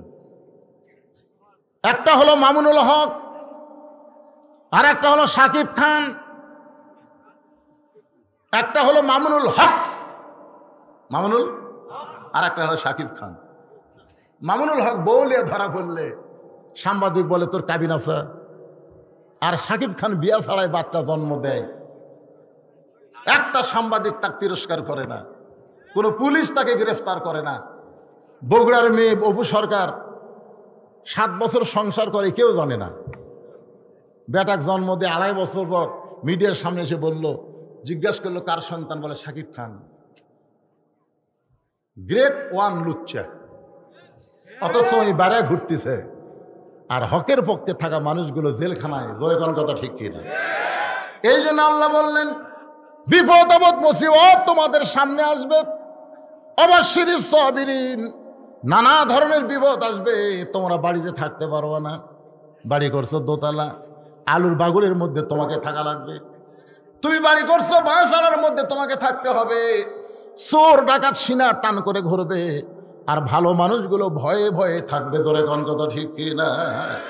আল্লাহ রাসূল বলেছেন, এমন একটা জামানা আসবে, যে জামানায় আগুনের আংটা রাখা হাতে সহজ হবে, কিন্তু ঈমান রক্ষা করা বড় কঠিন হয়ে যাবে। যে জামানায় মূর্খ মানুষ নেতা হবে, হিরো আলমের মতন মানুষ ভোটে দাঁড়াচ্ছে। জোরে কোন কথা ঠিক? কথা কন না কেন ভাই? হিরো আলমকে, এই হিরো আলমকে, বগুড়ার হোক আর যেখানে হোক, হিরো আলম তো ভোটে দাঁড়ায়। নেতা হওয়ার চাই, এমপি হওয়ার চাই, ভোট পাইলে টিওনো, ওসি সাহেবরা চিন্তা করে এমন মানুষকে আমরা সার কেমনে কব, এটাই হলো কিয়ামতের নমুনা। চিটার বাটপারেরা নেতা হবে, আর ভালো মানুষগুলো সব কোণঠাসা হয়ে থাকবে। অথবা সবিল হক, হক কথা বলতে হবে। এই হক কথা বলতে বলতে যদি ফাঁসির মঞ্চেও যাওয়া লাগে তাও মুসলমানকে যেতে হবে। হক পথে থাকার কারণে আজকে ফিলিস্তিনের মুসলমানকে ইসরায়েলরা হত্যা করতেছে। জোরে কোন কথা ঠিক কিনা? ওরা যদি বলতো ভাই আবু তালেবের মতন যদি বলতো, মোতালেবের আব্দুল মোত্তালেবের জন্য যেমন মোত্তালেব যেমন বলেছিল কাবা তোমাকে ধ্বংস করে আসতেছে, আমি করার কিছু নাই, কাবার মালিক কাবাকে রক্ষা করবে। ফিলিস্তিনের মুসলমান কি তাই কইছে? তাই কইছে তা আল্লাহর ঘর আল্লাহ রক্ষা করবি রে, আমরা জীবন মুখে না। বাতিলের সঙ্গে আপোষ না করার কারণে এ পর্যন্ত 26,000 নিরীহ ফিলিস্তিনিদেরকে তারা হত্যা করছে। তার মধ্যে শিশুরাই হচ্ছে 14,000, ছোট ছোট বাচ্চারাই হলো 14,000, নারীরা হচ্ছে 6,000। 14 আর 6 কত হয়? 20,000। আর এই যুবক পুরুষ সৈন্য সব মিলে 6,000। ছোট বাচ্চাদেরকে হত্যা করার পিছনে কারণ কি? ছোট বাচ্চারা বেগুনা মাসুম, আর তাদের করা হত্যা করতেছে। বুঝতেছেন? আগামী জেনারেশন হলো ইসলামের জেনারেশন। জোরে কারণ সুবহানাল্লাহ। ইহুদিরা বুঝবার পারছে, এ কারণে ছোট ছোট বাচ্চারা যেন ভবিষ্যতে মুজাহিদ হতে না পারে। কারণ ফিলিস্তিনে একজন মা বলেছে পৃথিবীর মায়েরা সন্তান জন্ম দেয়, আর ফিলিস্তিনের মায়েরা একটা করে মুজাহিদের জন্ম দেয়। জোরে কারণ সুবহানাল্লাহ। আমরা আমাদের মায়েরা কি জন্ম দেয়? সন্তান। আর ফিলিস্তিনে মুজাহিদ জন্ম দেয়। 8 বছর 9 বছরের বাচ্চারা পাথর নিয়ে ইহুদি সৈন্যকে মারতে গেছে। ইহুদি সৈন্য গুলি করেছে, ওরা দুনিয়া থেকে বিদায় নিছে। এখন মা জানবার পরে তার সন্তান শহীদ হয়ে গেছে। এখন কপালে চুমা দিয়ে আল্লাহর শুকরিয়া আদায় করে বলতেছেন, ওয়ালা তাকুলু লিমান ইউকতালু ফি সাবিলিল্লাহি আমওয়াতুন বাল আহইয়াউ ওয়ালাকিন লা তাশউরুন। যত বিপদই হোক, যত কষ্টই হোক, এরপরেও আল্লাহর কোরআনের পথে কারা কারা থাকবেন? আল্লাহকে একটু হাত তুলে দেখান তো দেখি। 2 হাত টান টান করে তুলবেন।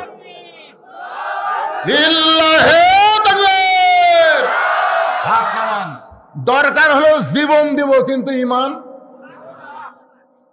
দরকার হলে জীবন যাবে, কিন্তু আল্লাহ রাসূলকে ছাড়া যাবে। সবাই বলেন দরকার হলো জীবন দিব, মরা লাগবেই। মাইকেল জ্যাকসন 10 জন বিশেষজ্ঞ ডাক্তারকে সেট করছিল 150 বছর বাঁচবে। বাংলাদেশের টাকায় প্রতি মাসে 200 থেকে 250 কোটি টাকা বেতন। এরকম 10 জন ডাক্তার বিশেষজ্ঞ, বিশ্বের শ্রেষ্ঠ ডাক্তারকে সেট করছে। হাড়ের ডাক্তার, চোখের ডাক্তার, কিডনির ডাক্তার, রক্তের ডাক্তার 10টা, কিন্তু 49 বছরই মরে গেল। তার মানে বোঝা গেল আপনি যত চেষ্টা করেন আপনি বাঁচতে পারবেন না, কিন্তু আপনি ঈমান নিয়ে মরতে পারবেন একটা কথার উপরে। আজকে যারা বলবে দরকার হলে জীবন দেব, কিন্তু কোনো কিছুর বিনিময়ে আল্লাহ রাসূল ছাড়ব, তাহলে এই কথাটা বলে দেন, আল্লাহ তাআলা আপনার ভিতরে এমন একটা ঈমান দিবে, এর চাইতে দামি হক কথার দুনিয়াতে নাই। জোরে কোন কথা ঠিক কিনা? আল্লাহর বান্দারা হকের পথে চলতে গেলে বিপদ আপদ যখন আসবে, আল্লাহ বলেছেন তাসাবিস সবর, ধৈর্য ধারণ করা লাগবে, ধৈর্য ধারণ করে মোকাবেলা করা লাগবে। মোকাবেলা করার দরকার আছে না নাই? কখনো দৌড়াদৌড়ি করা লাগবে। মুসা বলতেছে, আল্লাহ ফেরাউন দলবল নিয়ে আমাকে ঘিরে ধরেছে, আমি কি করব? আল্লাহ কয় দৌড়া, আল্লাহকে দৌড়। মুসা বলতেছে, আল্লাহ তোমার কলেমার দাওয়াত দিয়ে আসে, আমি যদি দৌড়াই আর এরা যদি আমাকে ধাবড়ায়, তাহলে জনগণ কি করবে? জনগণ বলবে আল্লাহর শক্তি নাই রে। দেখে ফেরাউনের গ্রুপ কি হারে মুসারে ধাবড়ায়। আল্লাহ কয়, মুসা ধৈর্য ধরে একটু দৌড়া রে, জাগা মতো মার হবে। ধরে কোন কথা ঠিক কিনা? জাগা মতো মার হবে, এমন মার হবে যার বাঁচানোর কোনো শক্তি থাকবে। এই জন্য তাসাবিস সবর, ধৈর্য ধারণের কথা সূরা আসরের শেষ পয়েন্টে আল্লাহ বলতেছেন। এই ধৈর্যটা কেমন? মায়ের পায়ের তলে সন্তানের জান্নাত। আপনারা বলেন তো, মায়ের পায়ের তলে সন্তানের জান্নাত আল্লাহ কেন বললেন? এই হাদিসটা রাসূল কেন বললেন? বাপের পায়ের তলে সন্তানের জান্নাত না দিয়ে মায়ের মায়ের তলে কেন দিলেন? মা জন্ম দিছে, বাবায় আনন্দে মাতিয়া সাগরে ভাসাইয়া সেই যে চইলা যায় খবর লয় না। মাজন ধরিয়ায় উদরে কত কষ্ট করে, 10 মাস পরে পায় প্রসবের বেদনা। এমন দরদি ভবে কেউ হবে না আমার মা, মা গো। এখন সেই মায়ের প্রথম বাচ্চা হবে, পেটে বাচ্চা ধারণ করছে, বুঝবার পারে নাই, কিন্তু প্রসব একটা বেদনা আছে, সেটা কষ্ট না শান্তি? এত কষ্ট। আমি আমার বউরে কইছিলাম প্রসব বেদনা যখন শুরু হয় তখন ব্যথা কোন জায়গাত করে। আমি মনে করছিলাম বাচ্চা নিচ দিয়ে আসবে, এই নিচের দিকে ব্যথা করে। আর বউ কয়, স্বামী গো, এটা আপনি মরদ মানুষ শুনে কি করবেন? বলে আমি বক্তা ওয়াজ করবো। আমার বউ কইল, ওই বাচ্চা যখন দুনিয়াতে আসতে চায় তখন মনে হয় বাচ্চা মায়ের কলিজার মধ্যে কামড় দেয়। এত কষ্ট। মা চিল্লায় বলে মরে যাবো, বিষ খাবো, গলার দড়ি দিব, আর এই জীবন রাখবো না। এত কষ্ট আর সহ্য করা যায় না। দাদি নানি দৌড়ে গিয়া, দাদি নানি মানে কি? কয়েকবার জন্ম দিয়েছে, ধরে কোন ঠিক না? দাদি নানি বুঝতেছেন না?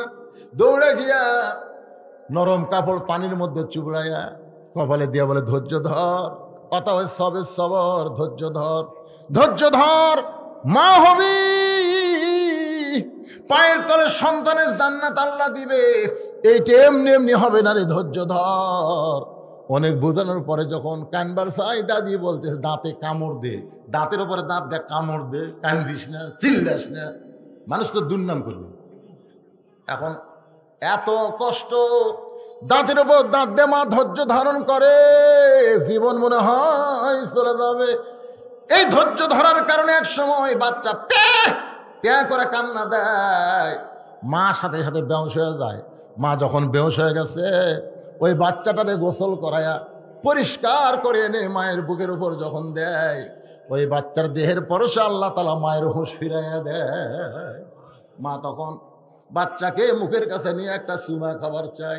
দাদি চিৎকার করে বলে, চুমা খাইস না, এই জন্যই গলার দড়ি দিবার চাইলি, এর জন্য বিষ খাবার চাইলি, এর জন্যই তুই মরার কামনা করলি, তার এবার চুমা খাস কেন? লাত্তি দিয়া ফেলে দে।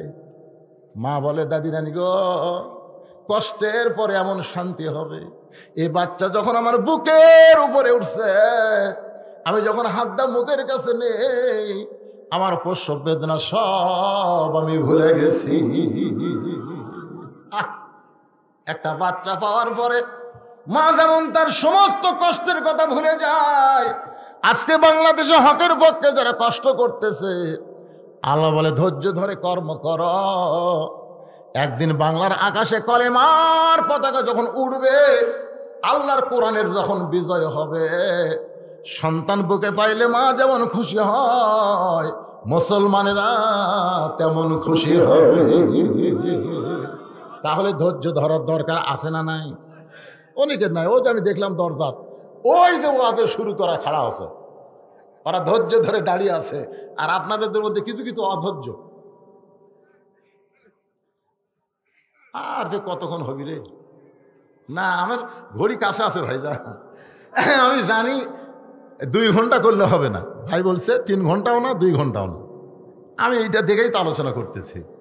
2 ঘন্টা 20 মিনিট এক টান আলোচনা করলাম। আমি অসুস্থ মানুষ, আমার 25 তারিখে 2 ঘন্টা কয় মিনিট? 25 মিনিট। এদেরকে কাছে আমার মিনিট আছে। 2 ঘন্টা 25 মিনিটে এক টান আওয়াজ করলাম।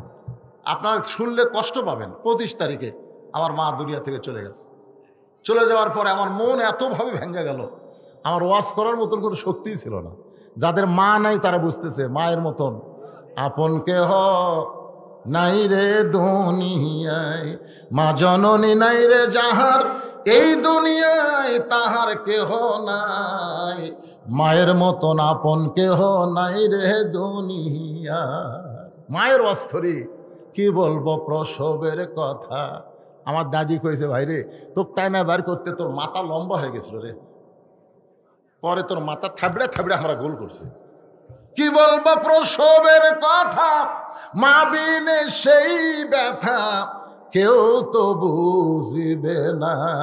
মাজন ঠেকিয়া সন্তানের দায়, অকালে মা মারা যায়, কেন সে মায়ের ভক্তি করবা না? আপনারা বলেন তো, আপনাদের কাছে শাশুড়ি ভালো না মা ভালো?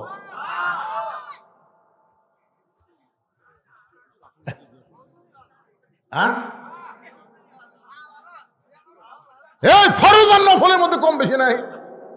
মা হলো ফরজ, শাশুড়ি হলো নফল। ঠিক কেন বলেন?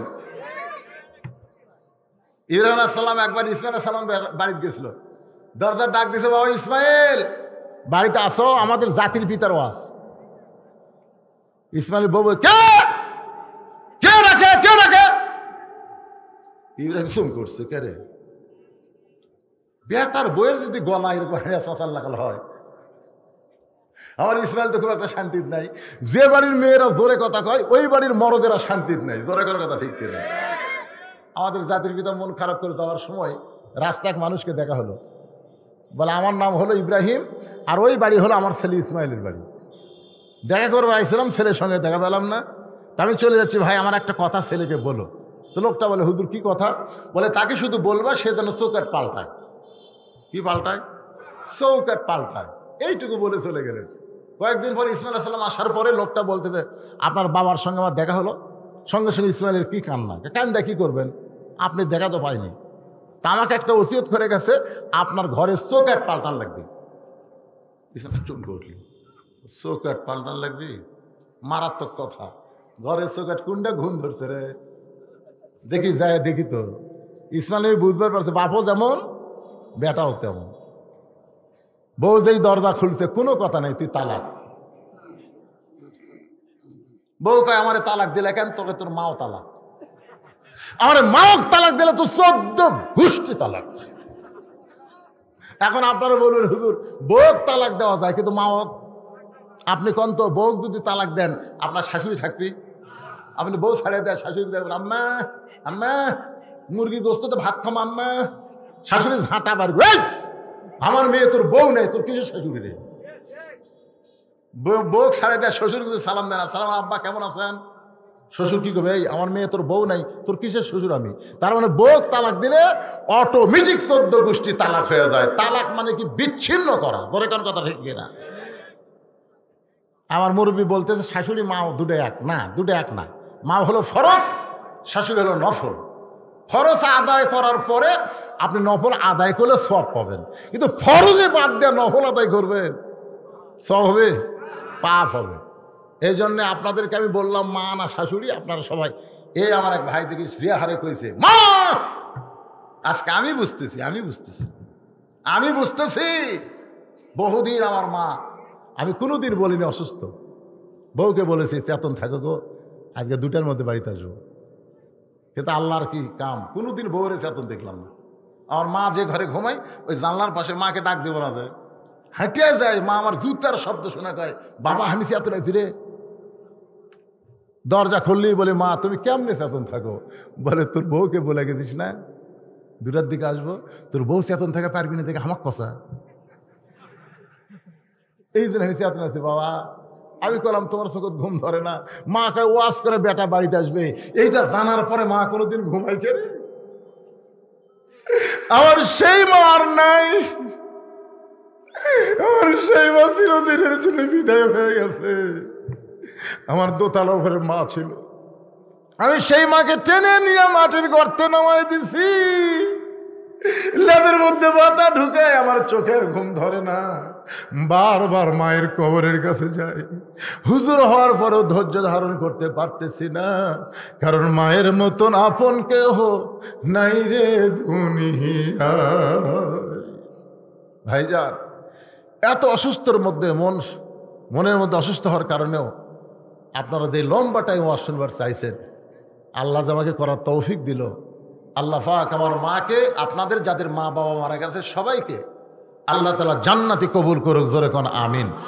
আমরা 3 দিন ব্যাপী মাহফিল, আজকে শেষ মোনাজাত। আমরা সবাই একটু মোনাজাত করবো। এই জন্য যারা পিছনে দাঁড়িয়ে আছেন, আল্লাহর রাস্তায় এই সুযোগ আপনারা একটু বসেন, সবাই একটু বসেন বাবা, সবাই একটু বসেন। এই সময় এটা উঠলো কেন? কিছুই বুঝলো না রে। আর দোয়া মুখলিবাত, দোয়া হচ্ছে ইবাদতের মাথা। হ্যাঁ, তো এই জন্য আপনারা সবাই ইস্তেগফার পড়েন, আস্তাগফিরুল্লাহ পড়েন, আস্তাগফিরুল্লাহ আল্লাযী লা ইলাহা ইল্লা হুয়াল হাইয়ুল কাইয়্যুম ওয়া আতুবু ইলাইহি। আসসালামু আলাইকুম। কেমন লাগলো আপনাদের মাহফিল? সফল না বিফল? আল্লাহ যদি সফল করে দুনিয়ার সব মানুষ বাধা দিতে পারে। এই কোরআনের মাহফিল আজ থেকে 39 বছর আগে আমি যখন একজন জোয়ান ছিলাম, যুবক, ওই সময় শুরু করেছিলাম, জানিও না এত বড় হবে, এতদিন চলবে। আল্লাহ পাক এতদিন চালাইছেন। এই মাহফিলের বহুত বাধা বিপত্তি। মাহফিলকে এবার থেকে বন্ধ করে দেই, কি বলেন? মাহফিল বন্ধ হবে? চলবে? আমরা মারা গেলেও যাতে চলে। আমার চেয়ারম্যান, আমার বন্ধু, উনি এই মাহফিলের জন্য সবচেয়ে বেশি পরিশ্রম করেছেন। বুদ্ধি দিয়া, প্রশাসনিক সহযোগিতা দিয়া, সব কিছু দিয়া তিনি সহযোগিতা করেছেন, যার ঘরে আল্লাহ তাআলা এই মাহফিল একটা উসিলা লাগে। এই উসিলাই শেষ পর্যন্ত এই এত বছরের মধ্যে এবারই সবচেয়ে বেশি সফল হয়েছে। কি বলেন? আল্লাহ তাআলা এই মাহফিল আমরা যদি চলেও যাই, আল্লাহ তাআলা এই মাহফিল যুগ যুগ ধরে কায়েম রাখবেন। সেই ধরনের ছেলে পেলে এই গ্রামে ইয়ং জেনারেশন তৈরি হয়ে গেছে ইনশাআল্লাহ। এই গ্রামের শুধু মাহফিল নয়, এটা আশেপাশে প্রায় 10টি গ্রামের মাহফিল, 2-3টে থানা ব্যাপী এই মাহফিলের আয়োজন করা হয়। কেউ বুদ্ধি দিয়া, টাকা পয়সা দিয়া বিভিন্ন ভাবে সহযোগিতা করেন। এই জন্য তাদের জন্য দেওয়ার কিছুই নাই, শুধু দোয়া করি আল্লাহ তাআলা তাদের জাযায়ে খায়ের দান করুক। সবাই বলি আল্লাহুম্মা আমিন। সম্মানিত হাজিরিন, অনেক মানুষ টাকা দিয়েছেন, অনেকে দেন নাই, অনেকে দিতেও মানে ইনশাআল্লাহ উনি রাজি হয়ে গেছেন। আল্লাহ তাআলা এই দীর্ঘদিন 1 বছর ভাইকে বাঁচায় রাখুক। সবাই বলে আল্লাহুম্মা আমিন। সবশেষে আমি আপনাদের অনেক আবেগ নিয়ে কথা বলছি। আমরা এত পরিশ্রম করি, দুইটা মানুষ এত পরিশ্রম করে মাথার ঘাম পায়ে ফেলে কাজ করি, একটু ধন্যবাদও দেন না, সমালোচনাই করে শুধু আমাদের তিরস্কৃত করেন। পুরস্কারের কোনো প্রয়োজন নাই, তিরস্কারটা বন্ধ করেন। ভালো কাজ করেন, আমরা তো এই কাজ করছি, আপনারা তো একটা ভালো কাজ করে সহযোগিতা করেন। সম্মানিত উপস্থিতি, আর কথা বাড়াতে চাই না। এখন আমার ভাই আমার সাথে যে সব সময় ছায়ার মতো কাজ করেছেন, মাওলানা লুৎফর রহমান, তিনি কথা বলবেন। সকলে পড়েন লা ইলাহা ইল্লাল্লাহু মুহাম্মাদুর রাসূলুল্লাহ সাল্লাল্লাহু আলাইহি ওয়াসাল্লাম। আসসালামু আলাইকুম ওয়া রাহমাতুল্লাহি।